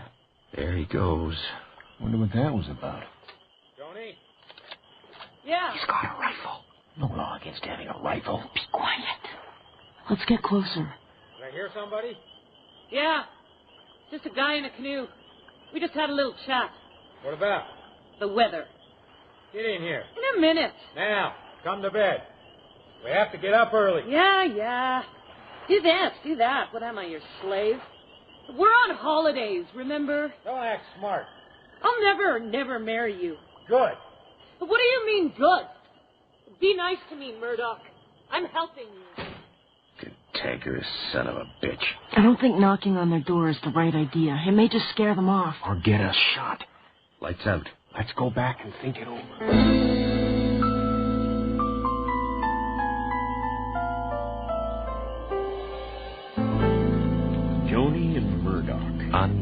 He told me she was his wife. On holidays. Maybe. What do you mean? I detected some sarcasm in her voice around that. She's helping him with something. He's armed. No sign of a girl. I saw her, sir. And who's the canoeist? We can't trust him. We have to figure out some way to disable their truck so they can't get away so fast in the morning, so we can check on their license plate. How? One of us will have to hitchhike into Cochrane with it tomorrow. You better be right about this, Bailey. I'm not trying to be right, sir. I hope I'm wrong. Be on my side. I am. So what about the truck? What are our options? Sugar in the gas tank. Too messy. They'll hear us. And there's no way we're going to get under the hood. Puncture a tire. I guess that's all we can do. There's a good hard-pointed awl on my Swiss Army knife. Useful knife. Let's do it. I'll keep the home fires burning. The men have gone to do the deed, and I'm sitting here pondering. The canoeist was spying on me, and he has some kind of connection with Joni. At the risk of blowing the whole thing wide open, I've decided to take a chance on my own. Hi. Hello there. Am I bothering you? Not a bit. Come and sit down. I just made some popcorn. No, thank you. You want me to stop playing? No? You want to sing something? No. I was wondering if you happen to have a cell phone. Why? Got a problem? I need to phone home, that's all. Where are you from? Calgary. And you? I drift around a lot. Vancouver, Calgary, points in between. Are you sure you won't sit down? Do you have a cell phone? I'll spare you the trouble. What do you mean? Sit down, officer. I beg your pardon?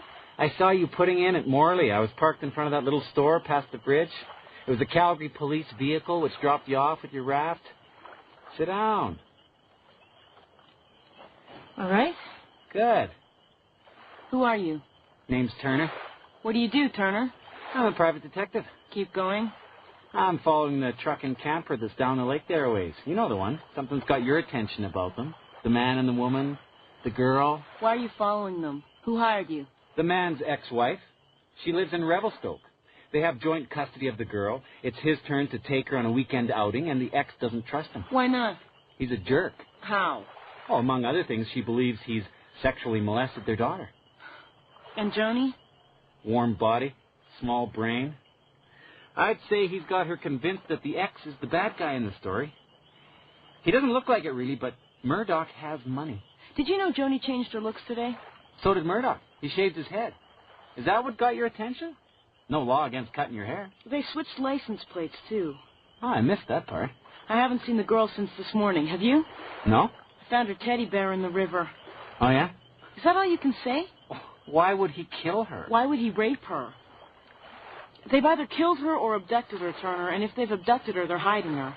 Do you have a cell phone or not? Yeah, I have one. The other two in my camp went to disable the truck. They should have been back by now. Call the RCMP. Tell them everything we talked about. Well, where are you going? Can I borrow your gun? What makes you think I have one? I can smell it on you.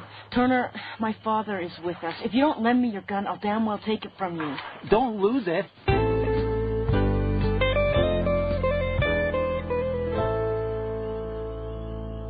What were you doing, sneaking around our Tanis. You better answer him, mister. I was going for a walk. I just stumbled onto you. I didn't even know you were here.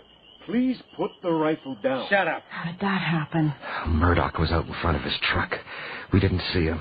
The staff sergeant walked right into him. We have to get closer. Right. Search his pockets, Joni.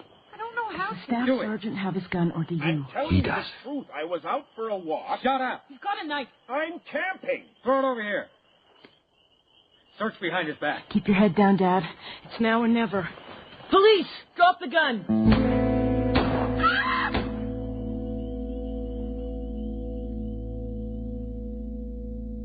We're all okay. Murdoch took a bullet in his chest, but he's gonna live. I don't know whether it was from my gun or the staff sergeant's. When I stood and declared myself, Murdoch turned and fired at me. I returned the fire, and so did the staff sergeant. Murdoch dropped. His volley had struck a tree right beside me. I've got a splinter in my cheek. The RCMP got here in minutes from Cochrane, and the emergency chopper has just arrived from Calgary. I'm still trembling. How you doing, Bailey? I'm fine, sir. Good work out there tonight. Thank you, sir. We'll debrief tomorrow. Yes, sir. How do I get my gun back, Constable? I don't know for sure, Turner. You'll have to ask that detective over there, the one in the football jacket. Want some popcorn? Get out of my face. Oh, nice meeting you. Hey, Turner, by the way, what did you say to Joni last night at the lake? Not much. Just want to get a better look at her. Binoculars not good enough, huh? Can I phone you sometime? Get lost. The girl, her name is Donna, was in the camp for the whole time. They drugged her, the bastards. She was cognizant, but she couldn't move. The medics have given her something to counteract it. I talked to her for a minute. I asked her how her teddy bear got into the river, and she said that Murdoch told her she was getting too old for teddy bears. Yeah, right. I told her everything was going to be fine, and she cried for her mother. I'm proud of you, Tanis. I know we haven't been very close these past few years, but... We don't know how lucky we are. You're right. We don't. If something would have happened to you tonight... I was thinking the same of you. Oh, Daddy. Hey, give me a bear's hug. Yeah.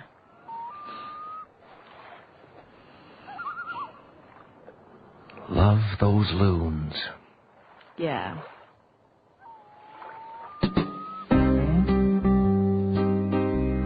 I fired my weapon tonight for the first time, and I might have shot a man. I could have just as easily killed him, and I'm not sure I didn't want to. It feels so strange right now. I'm suddenly so tired I could drop. I hadn't hugged my dad since I was 11 years old. I know that's almost shameful. But compared to what other girls have gone through with their dads, girls I've known and met, I wish Donaldson and I were still lovers. I need someone to hold me tonight.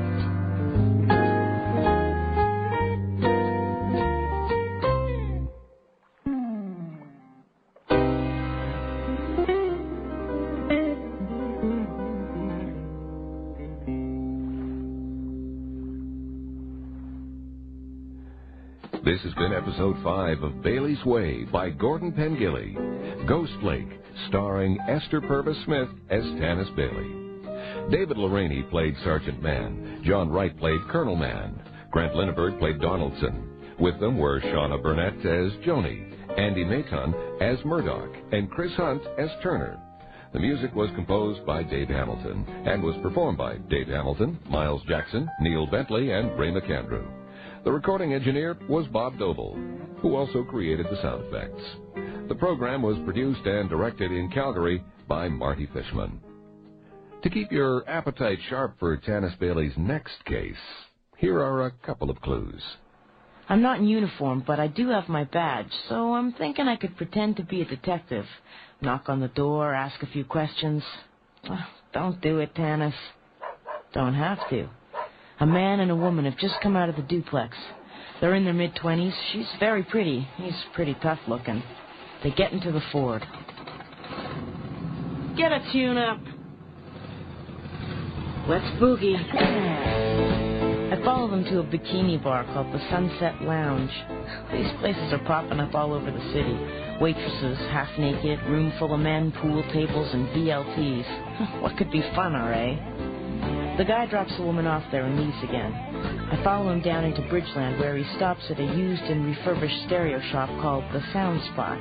He gets out of the car, goes into the trunk, and comes out with a CD player. He enters the shop through a back door, and I'm about to go in through the front to case the joint. Hi, can I help you? 881-22. 22. We have a 911 in your area. There's a fire down in Bridgeland. I recognize the address. The Sound Spot. I get there before the firemen do. The place is ablaze. The back door is ajar. I peer inside the building and I see a body on the floor. I go for it. It's a man. I grab him by the cuffs of his jeans and drag him out.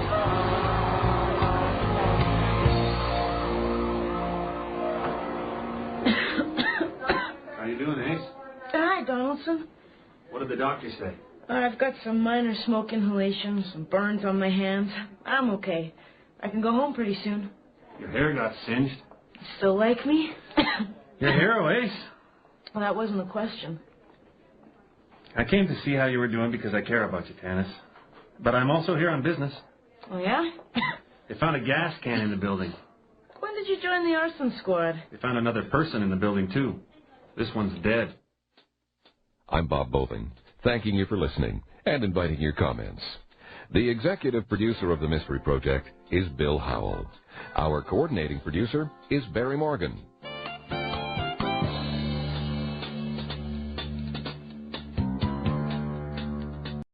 Esther Purves Smith stars in Bailey's Way tonight with the Axelman.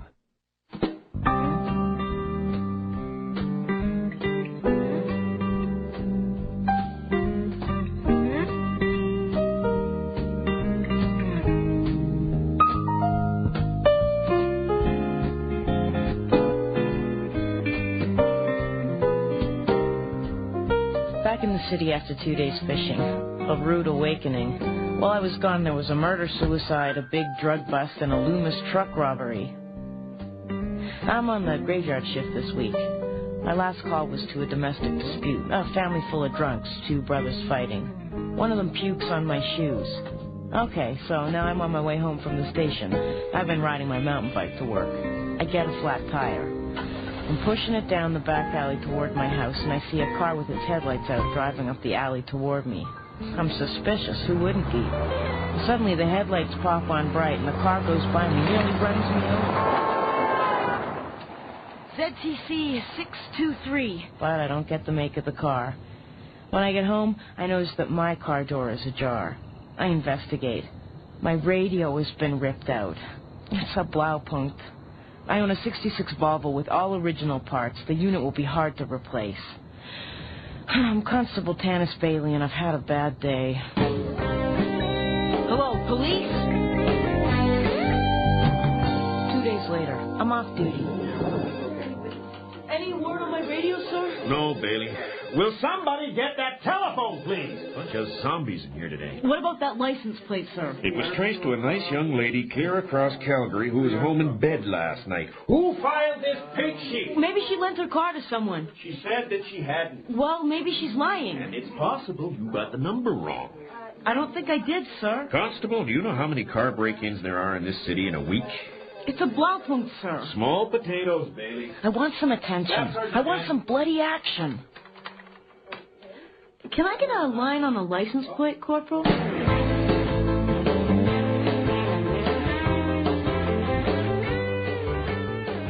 ZTC 623. Cindy Spinard, number 2, 1314 Whitecourt Street, Northeast. I guess I got something to prove. The northeast of Calgary was built quickly in the boom of the 80s to accommodate the growing population of newcomers with affordable housing. Cheap housing, actually. In a dozen years, some of the area is already looking run down. The car is a dark green 1982 Ford Capri, and there it sits. I'm not in uniform, but I do have my badge, so I'm thinking I could pretend to be a detective. Knock on the door, ask a few questions. Don't do it, Tanis. Don't have to. A man and a woman have just come out of the duplex. They're in their mid-20s. She's very pretty. He's pretty tough-looking. They get into the Ford. Get a tune-up. Let's boogie. I follow them to a bikini bar called the Sunset Lounge. These places are popping up all over the city. Waitresses, half-naked, room full of men, pool tables, and BLTs. What could be funner, eh? The guy drops the woman off there and leaves again. I follow him down into Bridgeland, where he stops at a used and refurbished stereo shop called The Sound Spot. He gets out of the car, goes into the trunk, and comes out with a CD player. He enters the shop through a back door, and I'm about to go in through the front to case the joint. Hi, can I help you? The man behind the counter, mid-30s, neat and tidy, friendly eyes, hair in a ponytail. The shop is well-ordered and full of sound equipment of all kinds. Yeah, I'm looking for a radio for my 66 Volvo. Blaupunkt? I beg your pardon? The older Volvos were all built in Sweden, and Blaupunkt was the original sound system. They're hard to find. Oh, I see. Other brand names will fit, too. It's just a matter of holes and screws. Do you have one of those, Blaupunkts? This must be your lucky... He bends below the counter and comes out with the radio. Blaupunkt. How much? Let me see. It's old, but it's in good working condition. $60? 50. 55. Could you hold it for me until tomorrow? You won't find a better deal. And do you blame me for trying? Not a bit. Put my name on it, Tanis. Sure.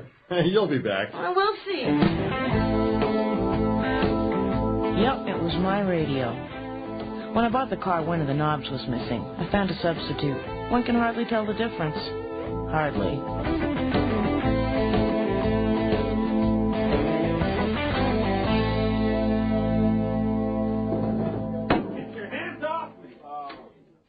You confound me, Bailey. I was right about that license plate, sir. You went around procedures. I augmented them. You can't keep...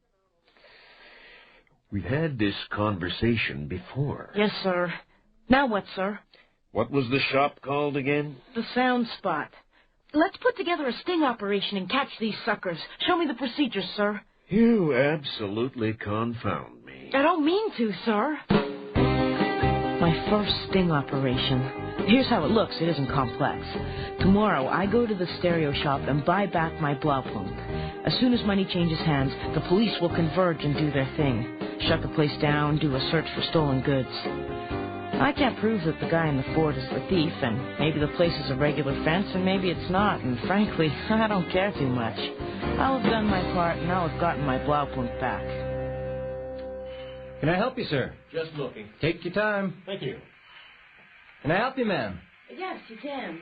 Yesterday I was here, and a different man working here said he would hold the car radio for me until today, and I've decided I still want it. Sure. What was it? A Blaupunkt for an old Volvo. My name is Tanis. It's under the counter. I sold it. You what? It didn't have a name on it. I didn't know it was being held. I sold it to someone else. You what? Sorry, ma'am. These things happen. I'm sure we have some sort of substitute, though. I don't want a substitute. The sting was aborted. No evidence, no hoopla. And that's the end of that.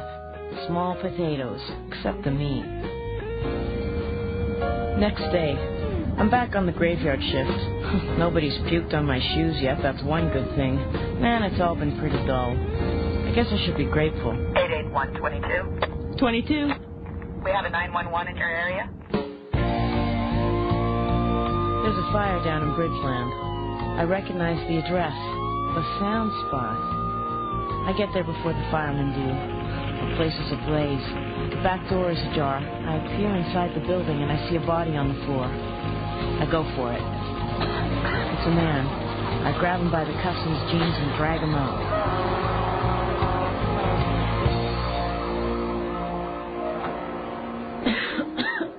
How you doing, Ace?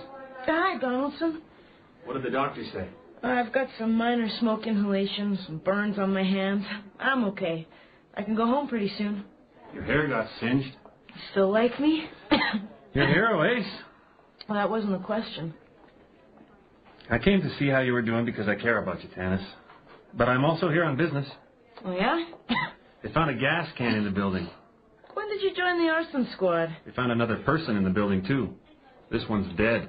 Wow. Asphyxiation? Don't know yet. Name's Lane. He owned the place. Ponytail or no? Ponytail. And that's not all. You have my attention. The guy you pulled out of the fire had a gun on him. He was also intoxicated. Bad combination. Looks like he got caught in his own fire. That's what I think. He's just down the hall from you. How's he doing? He'll spend the night in here anyway. He was lucky. That building was ready to pop. Both men would have been cindered.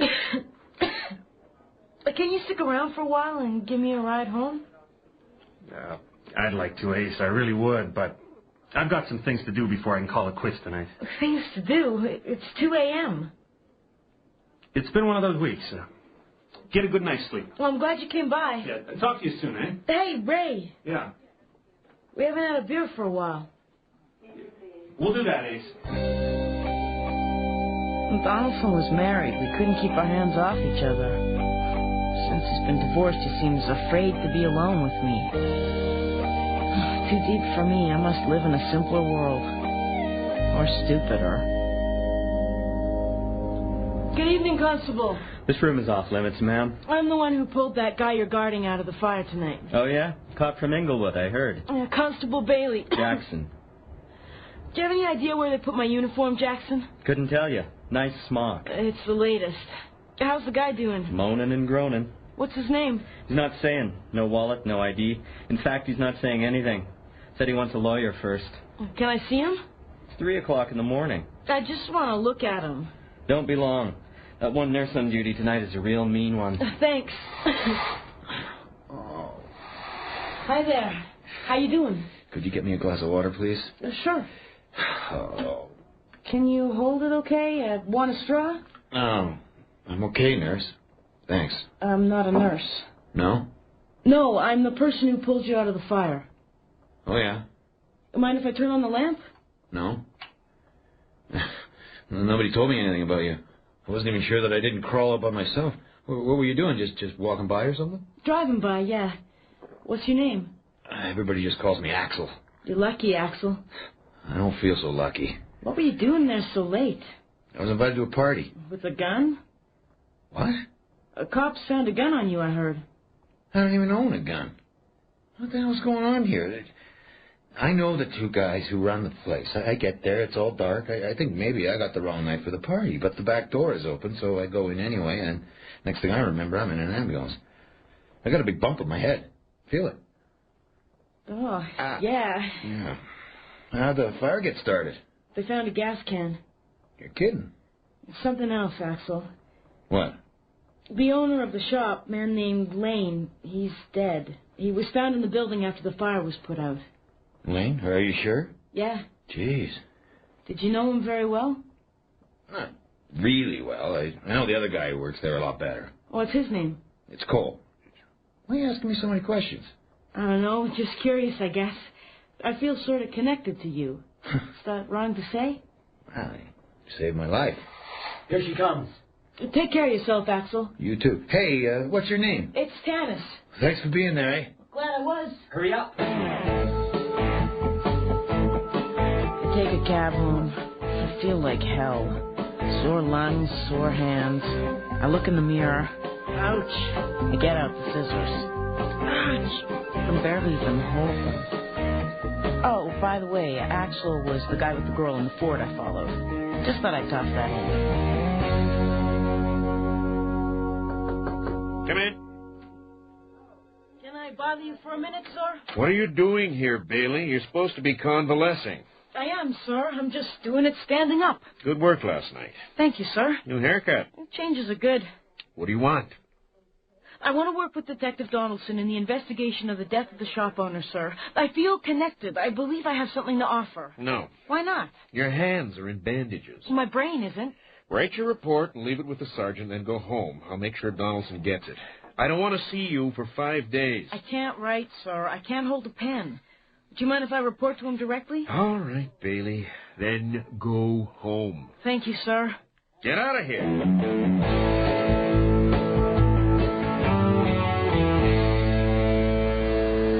Is Detective Donaldson here? You know him? Yes, Detective, I do. Does he look like he's here? No, sir. Then he isn't here. Do you know where he is? No. Who are you? I'm the cop who pulled that guy out of this fire last night. Would you like to see my badge? I don't give out the medals, Constable.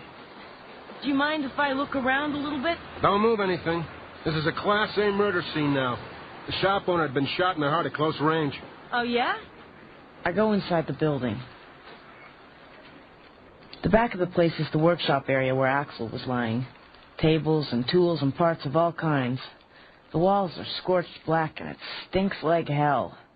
I go into the front. It's scorched even worse. I'm not an arson expert, but I'd say the fire was started in here. This is an old building. Another 5 minutes, it would have gone poof. I'm about to leave when I notice a car radio under the counter. My Blaupunkt! It hadn't been sold, and it doesn't look hurt. I'm tempted to take it. Damn it. I go back outside, and I see the man who said he sold my radio standing on the other side of the ribbon looking on in dejection. Our eyes meet for a moment. I don't think he recognizes me. Maybe it's the hair. Excuse me, Detective? Put my hands in my coat pockets. How can I help you? I worked here. Mr. Lane was my boss. I'm very sorry. What's your name? It's Cole. I heard it might be arson. Is that true? It might be. Why didn't Lane just run out? How did he get trapped in there? I don't understand how that could happen. Has anybody talked to you yet? Any investigators? No. How did you hear about the arson? It was on the radio. I was having breakfast. It was the first I'd even heard about the fire. They said there's a suspect in custody, too. Is that right? Look, would you like to go have a coffee somewhere?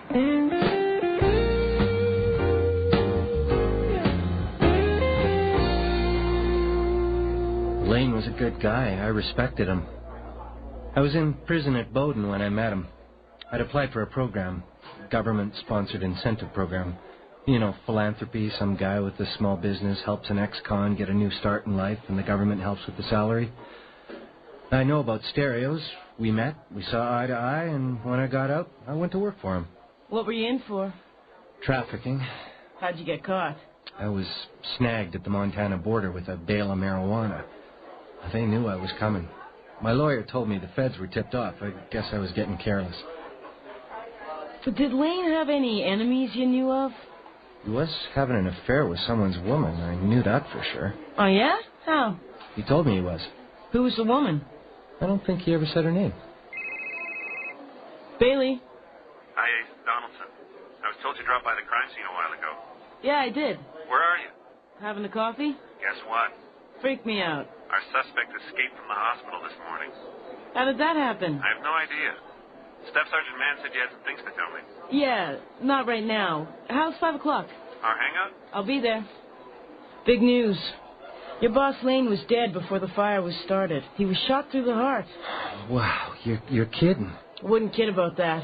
I gotta go. I'm easy to find if you need me again. Let's set it up for later. If you want. Where?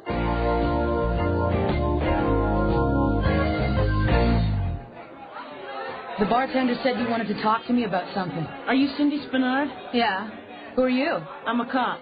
You don't look like a cop. Does this look like a badge? What do you want with me? I'm looking for Axel. Who's Axel? Axel's the guy who came out of your duplex with you yesterday afternoon and brought you to work in your car, Green Capri, ZTC 623.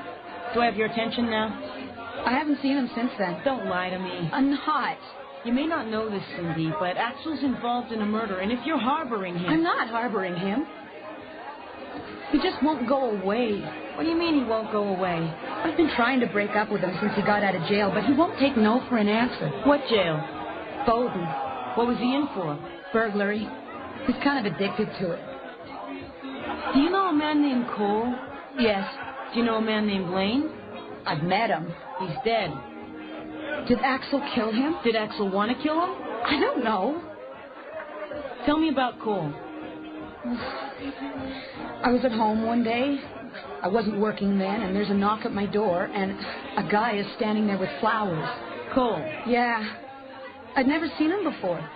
He tells me he was an inmate with Axel, and these are from him. How long before Axel was getting out? A couple of months. Did you start going out with Cole? How did you know that? Lucky guess. He got me this job here. He was really nice to me. He was really charming and loving. He bought me a kitty. When Axel got out, did you tell him about you and Cole? No. Why not? I don't know. Cole and I were biding our time. We were going to run away as soon as he put the money together. What money? How? I don't know. And Axel was never suspicious? No, he was suspicious. But you denied it. It was easy to deny because it wasn't true. Come again? He accused me of having an affair with Lane. With Lane? Yeah. He even said he had proof. Where's Axel? And don't lie to me. He's at my place. He's all burned up. He can barely even walk. Go get your clothes on, Cindy. I know why you escaped from custody, Axel. It wasn't because you were ducking a murder charge, and it wasn't because you were ducking an arson charge either. You escaped to get back at Cole. Talk to her, Axel. I don't know what she's saying.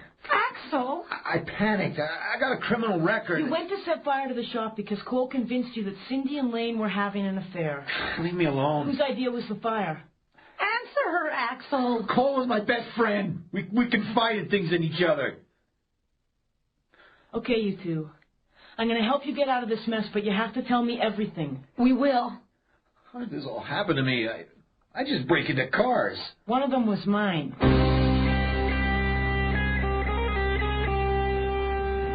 Hi, Ace. Sorry I'm a little bit late. That's okay. What have you found out? The cop at the door was flirting with a nurse. The suspect walked right past him. He's vanished without a trace. No, he hasn't. What do you mean? He's sitting right over there. What are you talking about? Where? He's sitting with that woman in the sparkly green shirt. Wave. What's going on here, Ace? His name is Axel, and he didn't kill Lane. He went to set fire to the shop, all right, but that's a separate story. It's part of a frame-up. Who killed Lane? A man named Cole. The guy who works for him. I just found out about him, that incentive program. Well, they're partners, actually. Co-owners in the shop, 50-50. I had it checked out. Insurance scam. Yeah, that, but there's something more going on, too. I'm pretty sure it's got something to do with drugs, and I think this whole affair is laced with revenge. So how do we get to Cole? He's going to walk right in here and sit down beside us. You've been busy. All I wanted was my Blaupunk back. What? Here comes Cole. I'll give you all the credit. Not sure I want it. Hi, Detective. Sorry I'm late. Sit down, Cole. Thanks. This is Detective Donaldson. He's with Homicide. Hi there. Hi. What can I do to help? Just answer the questions, Cole.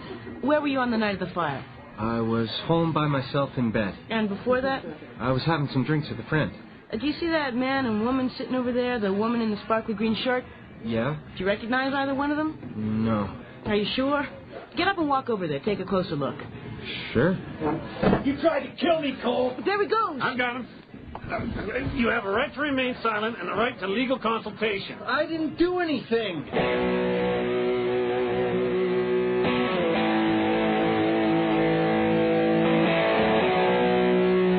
I'm standing outside the interrogation room looking through the glass at Donaldson and Cole's lawyer. I'm not allowed inside. I first became suspicious of Cole when he lied to me about my radio. I know it's a small thing, but that's the way I am about people. He simply became untrustworthy. The next thing that caught my attention was when we talked at the crime scene. He said he'd heard on the radio that arson was suspected, that there was a suspect in custody. Well, I'd heard the same broadcast, and there was no mention of a suspect. All it said was that a man had been pulled from the fire and was being held for questioning. Big difference.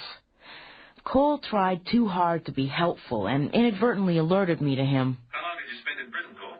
18 months. For trafficking in marijuana. You got caught at the U.S. border, right? Yeah, and I paid for it. Were the cops tipped off? I don't know. You're lying. Who says so? Axel does. Axel's full of crap. Nice thing to say about a friend. You were drinking with him on the night of the fire. So what? Is that when you convinced him that Lane and Cindy were having an affair? I don't know what you're talking about. How did you find out that Lane had betrayed you, Cole? You can't prove anything. Want to bet? Lane and Cole were in the drug dealing business together. We have confirmation of that from sources off the street. And the story goes that Lane had gotten paranoid that the cops were closing in on them, so he got Cole busted to sever the chain between them. Cole went to jail, and Lane bought a shop with their savings, as they'd always planned. But here's where the wild card lies. There was a friend of Lane's who was doing time in Bowden, too, and who Lane approached to chummy up with Cole and report back to him if Cole was at all suspicious of Lane for betraying him. And guess who the friend was? It was Axel. It all revolves around him. He and Lane had known each other before Cole came into the picture, but once Axel got to know Cole, he shifted his allegiance. Cole is smooth, Axel is insecure, and prison is the equalizer. One dead and the trial's upcoming. Reporting for duty, Staff Sergeant. How are your hands, Constable? They've mended, sir. Were you passing yourself off as a detective last week, Bailey, while you were supposed to be convalescing? Well... In my office. Yes, sir.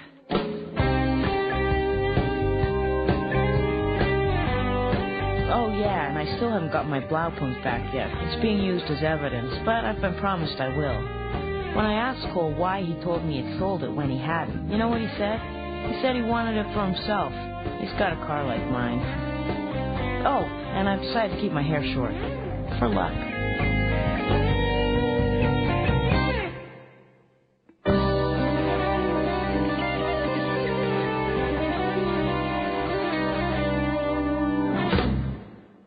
This has been The Axelman, Episode 6 of Bailey's Way by Gordon Pengilly. Esther Purves Smith starred as Tanis Bailey. With her were David LeReaney as Sergeant Mann, Grant Linneberg as Detective Donaldson, Andy Curtis as Cole, Daryl Shuttleworth as Axel, Natasha Georges as Cindy, Mark Laws as Constable Jackson, and Rod Padmos as Lane. The music was composed by Dave Hamilton and was performed by Dave Hamilton, Miles Jackson, Neil Bentley, and Ray McAndrew. The recording engineer was Bob Boving, who also created the sound effects. The program was produced and directed in Calgary by Marty Fishman. I'm Bob Boving, thanking you for listening and inviting your comments. The executive producer of the Mystery Project is Bill Howell.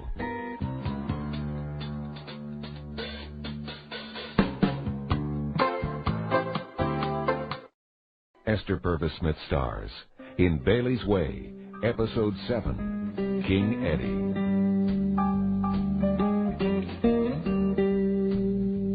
One thing I learned really fast.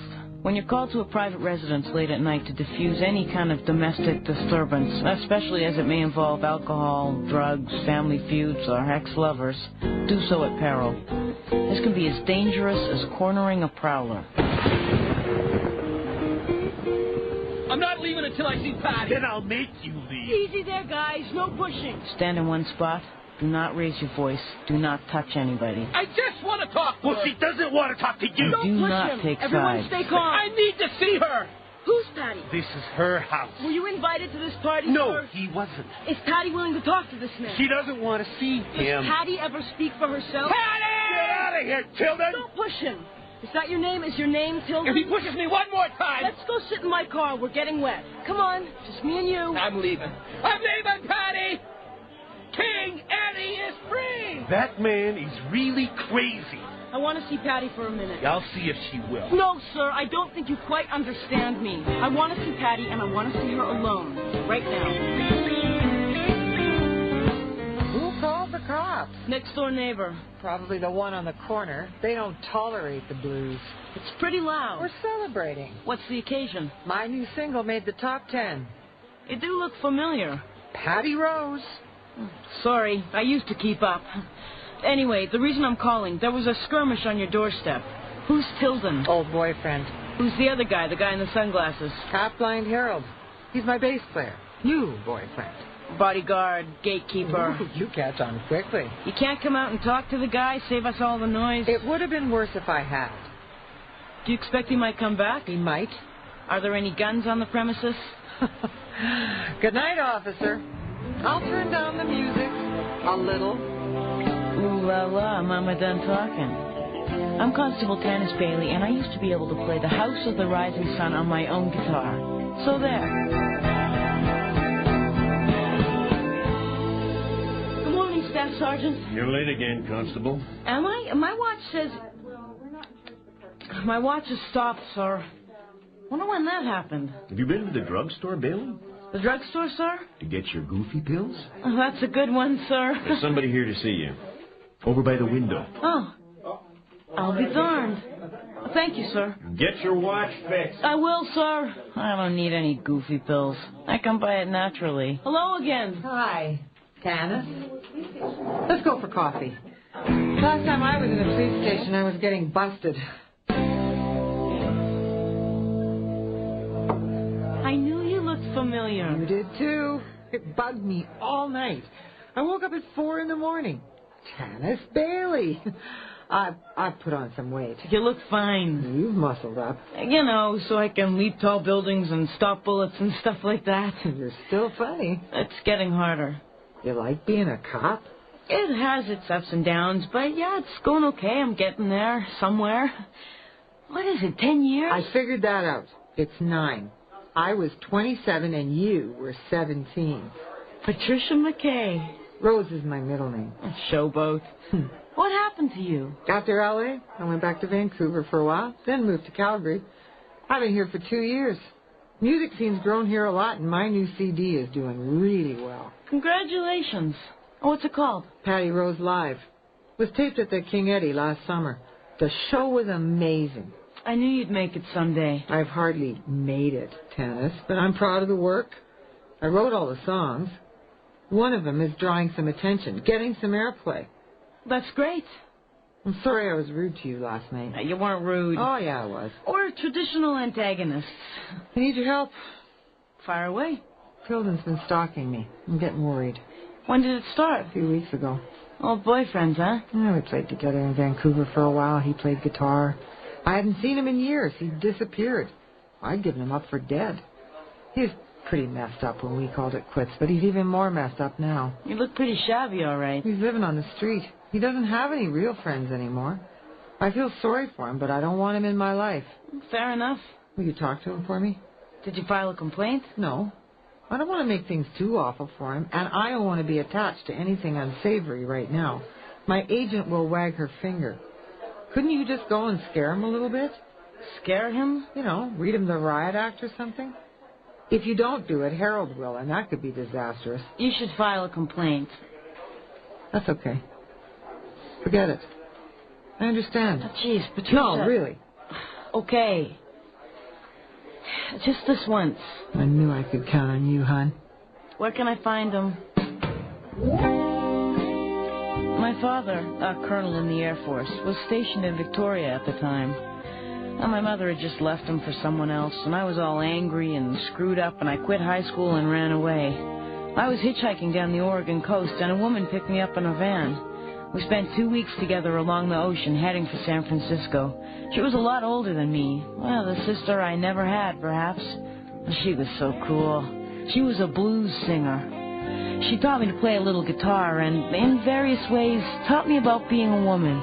We made some cassette tapes, a kind of audible travelogue with songs and conversation. When we parted in San Francisco, she was going on to L.A. to nurture her music career. She gave me those tapes. She said they would matter more to me than to her. I don't even know if I still have them. I'm looking for Tilden. Any of you guys seen him today? Oh, you just missed him, officer. Any idea where he went? Yeah, he went to see Hendricks. I don't get it. Till he shot himself last night. Oh, yeah? Yeah, and I'm the one who found him. I heard the shot and came running. It woke me up. That's pretty brave. Where were you? Down the river, a ways over there. Where exactly? On that bench. The first one down there. Where was he? Under the bridge there. How well did you know him? You know, he was weirded out on crack all the time. Hey, he left a suicide note, though. Did you read it? We all did. Hey, so can you. What do you mean? Come on over here. The note was written in spray paint on a big cement upright on the underside of the bridge where his body was found. It says, King Eddie is free, but the morning will come without me. Signed, Tilly.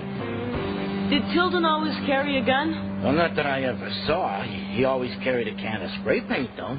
His little sayings are all over the place. See that splash of blood? Now that's art. What's your name? It's Potter. Thanks for answering my questions. Hey, officer, no problem.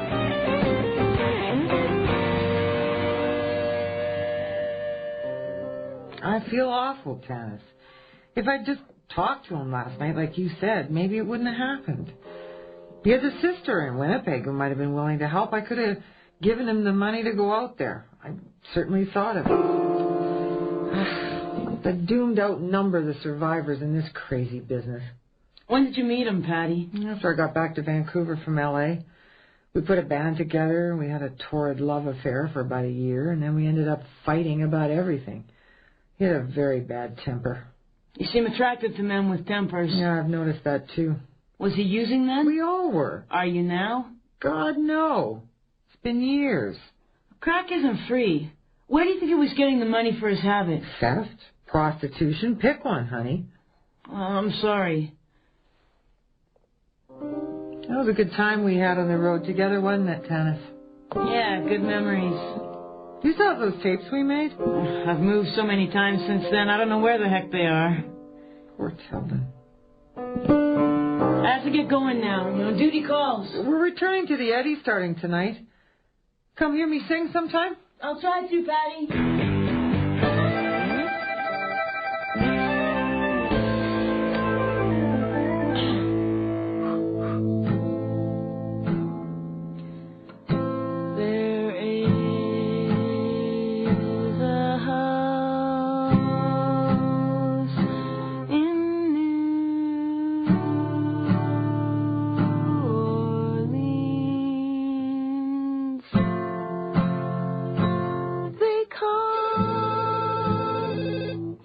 Take 5, everybody. Hello? Hi, Ace. It's Donaldson. You know that suicide underneath the Center Street Bridge you told me about? Yeah, what about it? Autopsy came in. Guy was so whacked on crack he was most likely unconscious at the time he was shot. The case has come over to homicide. If we need you, we'll call. Don't be so subtle, Donaldson. I'm off duty. It's been pouring rain for 2 days straight. A bluesy afternoon in the city. And I'm hoping like hell I haven't stumbled into a pit. Who have you become, Patricia? King Eddie Hotel. The home of the blues, well known in the business. Sundays is open stage. Come and play for free. Get discovered. Mind if I sit here? Be my guest. Thanks. He's pretty good. He's only 18, man. He's going to be very good. Do you play? I can play House of the Rising Sun slower than any human being on earth. It wasn't meant to be fast. You look familiar. Do you play in a band I might know of? Wait a minute. You're in Patty Rose's band. You're the bass player. Half-Blind Harold? 'Tis I. Wow, what a thrill. I love your new CD. Tell all your friends. Hey, I have to ask you this, man. Are you really blind at all, or is that just a cool tag? I'm blind in one eye. Is the other half of you as pretty as this hat? I'm a total knockout. What music magazine do you write for? Too smart. I sort of freelance, yeah. I can spot you guys a mile away. So you've got a hit tune, huh? Yeah, the King Eddie song. Patty penned it a long time ago, but she didn't think it was any good. I told her better. Well, we're all glad you did. It's our ticket, man. Hey, I heard that an old boyfriend of Patty Rose's was shot to death last night. Did you hear that? A guy named Tilden, I think. Never heard of him. Where did it happen? Under the Center Street Bridge. Tough neighborhood. No place to go strolling. Drug addicts, prostitution, can get your throat slit for a nickel. It must be great. What must? To be playing with Patty Rose. She's the coolest. I'd die for her. Strong talk. The band's got a room upstairs. Would you like to come up and get more comfortable? I've got lots of good stories about life and death. I don't think so. Tell me you're tempted. I'm tempted. I'll live with it. Buzz off. I was just going. Gone. I made the God of the Blues open up a hole in the floor and suck you all the way down, half-baked. Contradictions lead to suspicions. You knew who Tilden was last night. Here it is. Patty Rose live. King Eddie last summer. She's great. I was there. Oh, yeah? The King Eddie song. Great blues ballad from the point of view of a dead man. I read that B.B. King wants to cover it. Really, eh? Apparently. Can I listen to it here? Sure. Grab that headset. Recorded live at the King Edward Hotel in Calgary, Alberta, June 29th, 1997. All songs written by Patty Rose. Let's see what all the fuss is about. Ladies and gentlemen, Miss Patty Rose!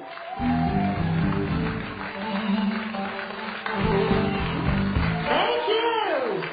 Good to be back in Calgary. It's been a long time. My heart is ablaze. My head is gun. King Eddie is free, but my mind will go without me. I didn't lie to Patty. I really don't know where those tapes we made are. But if they're anywhere, they're... bingo. Right here. I'm a pack rat from way back, baby. Testing. 1, 2, 3.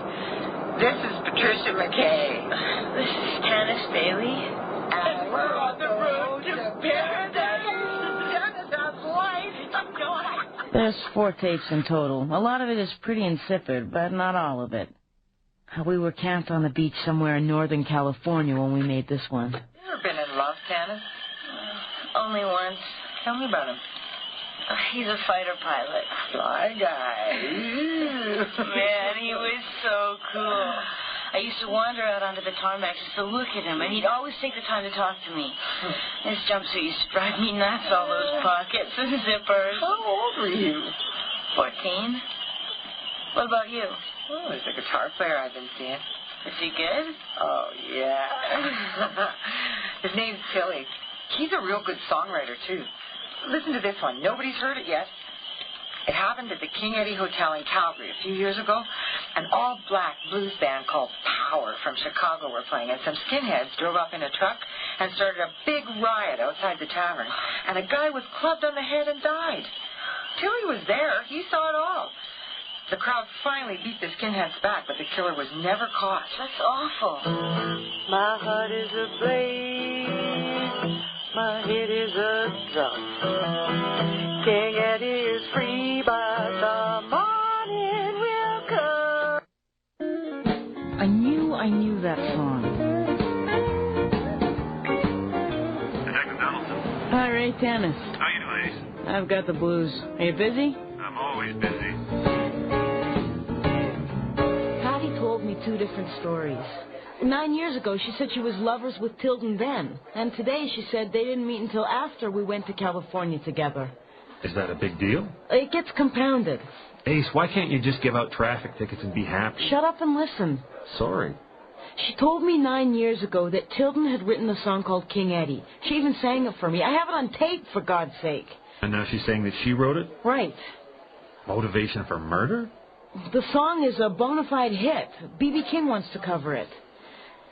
This business makes millionaires, Ray. Maybe Tilden threatened to sue her. I'm not saying she did it. I have trouble imagining that, but her boyfriend or her agent? These off-duty entanglements of yours are going to get you canned one day. If I was your staff sergeant... My staff sergeant never slept with me. I don't mean to hurt your feelings. Don't flatter yourself. Let me talk to Patty again myself. No. Why not? Because it isn't your job. So stop me from seeing a friend. This is obstruction, Tanis. And I gave unto you when I died.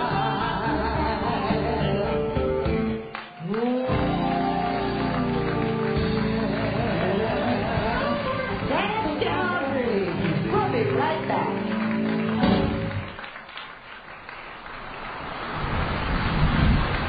Patty? Hey, Tanis, you came. Great set. Am I bothering you? Do you need some space? No, I'm just getting some air. Secondhand smoke will be the death of me yet. You used to smoke? I used to do a lot of things I don't do now. You never used to lie. I'm way ahead of you, hon. You found those tapes we made. Yeah, I did. You're the only person in the whole world besides me who knows I didn't write that song. So what? You think I'd shoot Tilly for it? Did you? I still can't believe you're a cop. That's a long ways from Paradise Road. You know what I mean, hon? Did you shoot him, Patty? How did you ever decide that? Please answer me. No. Did Harold? If you can prove it, then God take his soul. I wouldn't protect a murderer even if he was my lover or my bass player. Do you think this is easy for me? You want to get personal? I think it's killing you, hon. But I'm fascinated. Lay it on me. Keep going. Was Tilden stalking you for the song? He wanted his credit, sure. He was an artist first. A pretty screwed up one, but he still had some dignity left. Not much. Oh, Tanis, he used to beat me up all the time. He wrote one good song in his life. Do you see the arithmetic?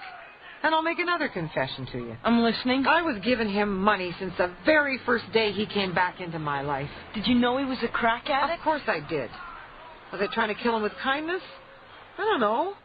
I think I had myself convinced I was just paying him his due royalties. No one can know about this, hon. I've worked too hard to get this far. Our secret... Patty? I'm here. Are you okay? Who's out there with you? Don't get alerted, Harold. I'm with a friend. What kind of friend makes you mad? A good one, man. Leave us alone. We're fine. It's time to play. I'll be there. I gotta get back.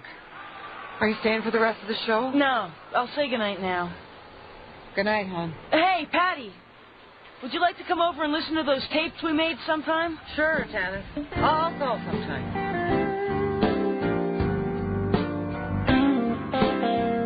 I've gone back to the scene of Tilden's death to have another look around. The rain has finally stopped. As I near the spot, I see the beam of a flashlight moving around on the cement upright below the bridge. Hello? Who's there? Is that you, Ace? Donaldson? What the hell are you doing here? This is my case, remember? Oh, yeah. When I was a kid, we used to fish from this spot. Ever catch anything? This big. Oh, let's play shadows on the wall. What's this? You're a brat, Tanis. How you like me for it? Hey, this is my place. Who came here? This is where Tilly died. Nobody sleeps here now but me. This is Potter's place. We're now. just paying our respects. You knew Tilly? We met once. I gotta lie down. I gotta get some sleep. I didn't get much last night, you know. Oh, the shooting kept me up. I've already talked to this guy, Ace. He doesn't know anything. No. Let's go. I heard the shot, and then I ran like hell. Just a minute, Ray. So, Potter, you were scared. You ran away from the shot, huh? Oh, wouldn't you? Yesterday he told me he ran toward the shot. He said he was sleeping on that bench over there. This doesn't make any sense. He's drunk. It poured all night. Why was he sleeping outside on that bench when it's perfectly dry under here? Good question. Maybe he saw something he's not saying. Hey, Potter, wake up. What? Where were you sleeping last night? I was sleeping right here. I always sleep here. What's the matter? Will you leave me alone? What did you see last night? Who are you? Let's sober him up. I told you everything as far as I know. The man shot his own brains out. Good riddance. You hated him, huh? I don't like drug addicts. And you're just an alcoholic. At least I'm not a cop. Tough guy. Okay, tough guy, how's this for tough? If you don't start telling the truth, I'm going to arrest you for vagrancy. I could get you 2 days in the cooler. Let me see. I'd say you'll start seeing snakes by about breakfast. Give me your bottle, Potter. Okay. It was raining. I was lying under the bridge, and I saw a man and a woman carrying Tilden down the steps of the river.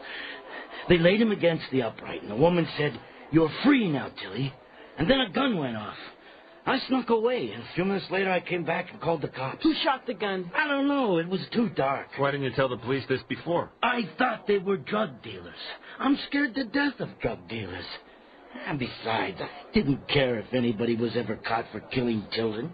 He was always singing that Negro music. You're not out of the woods yet, Potter. You were there and you already lied. It's time to pull in Patty. What should I do? Donaldson made me go home. He's right. I've done everything I can possibly do, and I really don't want to confront Patty again. If she can clear herself from this, I'll consider calling her.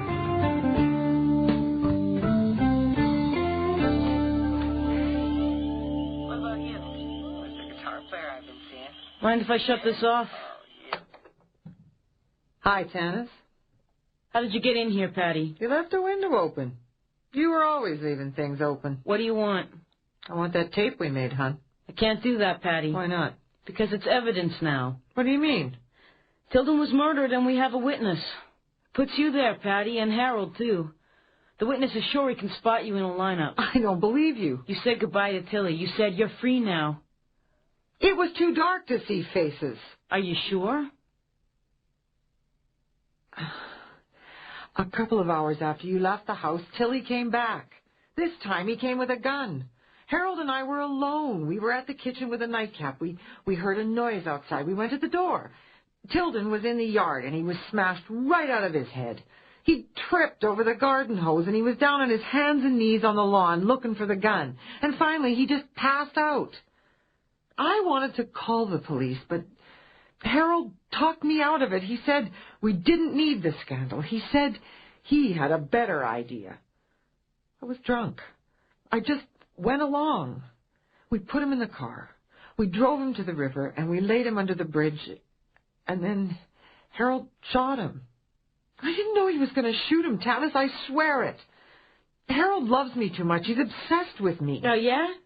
Is that why he asked me up to his hotel room yesterday afternoon? Because he loves you enough to kill for you? Come on. You don't know men. I know liars. I can hear it in your voice, Patty. You pulled the trigger. Prove it. The only reason you'd come and ask me to scare Tilden off when he was already dead was to prepare your own innocence. I was covering up for Harold. Ridiculous. You spent 2 days planting his guilt in case I got suspicious. The obsessive love, the bad temper. Oh, you've gotten so stalwart. You used to be like putty in my hands. Well, I'm not anymore. We traveled together, Tanis. We share something much bigger than a lousy drug addict's death. We share womanhood, and agony, and survival. We share the blues. Give yourself up, Patty. I loved you like a sister. If you loved me, then tell me the truth. I killed him. He was mine to kill. But you can't prove anything, hon. We'll see. I lied to Patty about having a witness who'd seen their faces.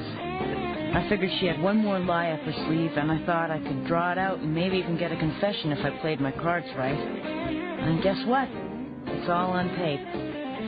I'd had my microphone set up from the previous night when I was goofing around with my guitar. When I shut off the California tape, I hit the record button on the other deck at the same time. The investigation continues, and my tape has been accepted as evidence. Okay, press tightly now. Okay, I got it. Okay, stop.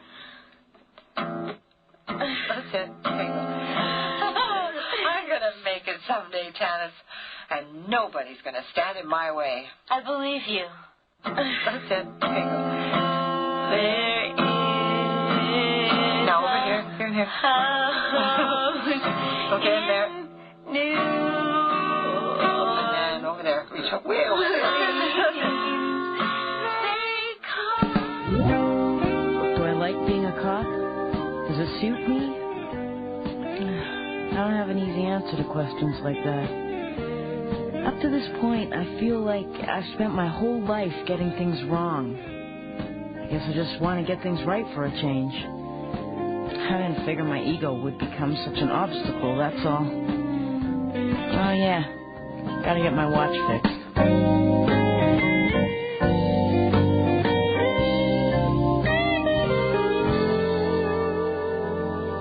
This has been episode 7 of Bailey's Way by Gordon Pengilly. Entitled King Eddie, it starred Esther Purves Smith as Tanis Bailey. Others in the cast were David LeReaney as Sergeant Mann, Grant Linneberg as Detective Donaldson, Valerie Ann Pearson as Patty Rose, Douglas MacLeod as Half-Blind Harold, Paul Kerr as Potter, and Joe Norman Shaw as Tilden and the Clerk. The music was composed by Dave Hamilton and was performed by Dave Hamilton, Miles Jackson, Mark Insell, and Ray McAndrew. Technical operations and sound effects were conducted by Bob Boving. The program was produced and directed in our Calgary studios by Marty Fishman. I'm Bob Boving, thanking you for listening and inviting your comments. The executive producer of the Mystery Project is Bill Howell, and our coordinating producer is Barry Morgan.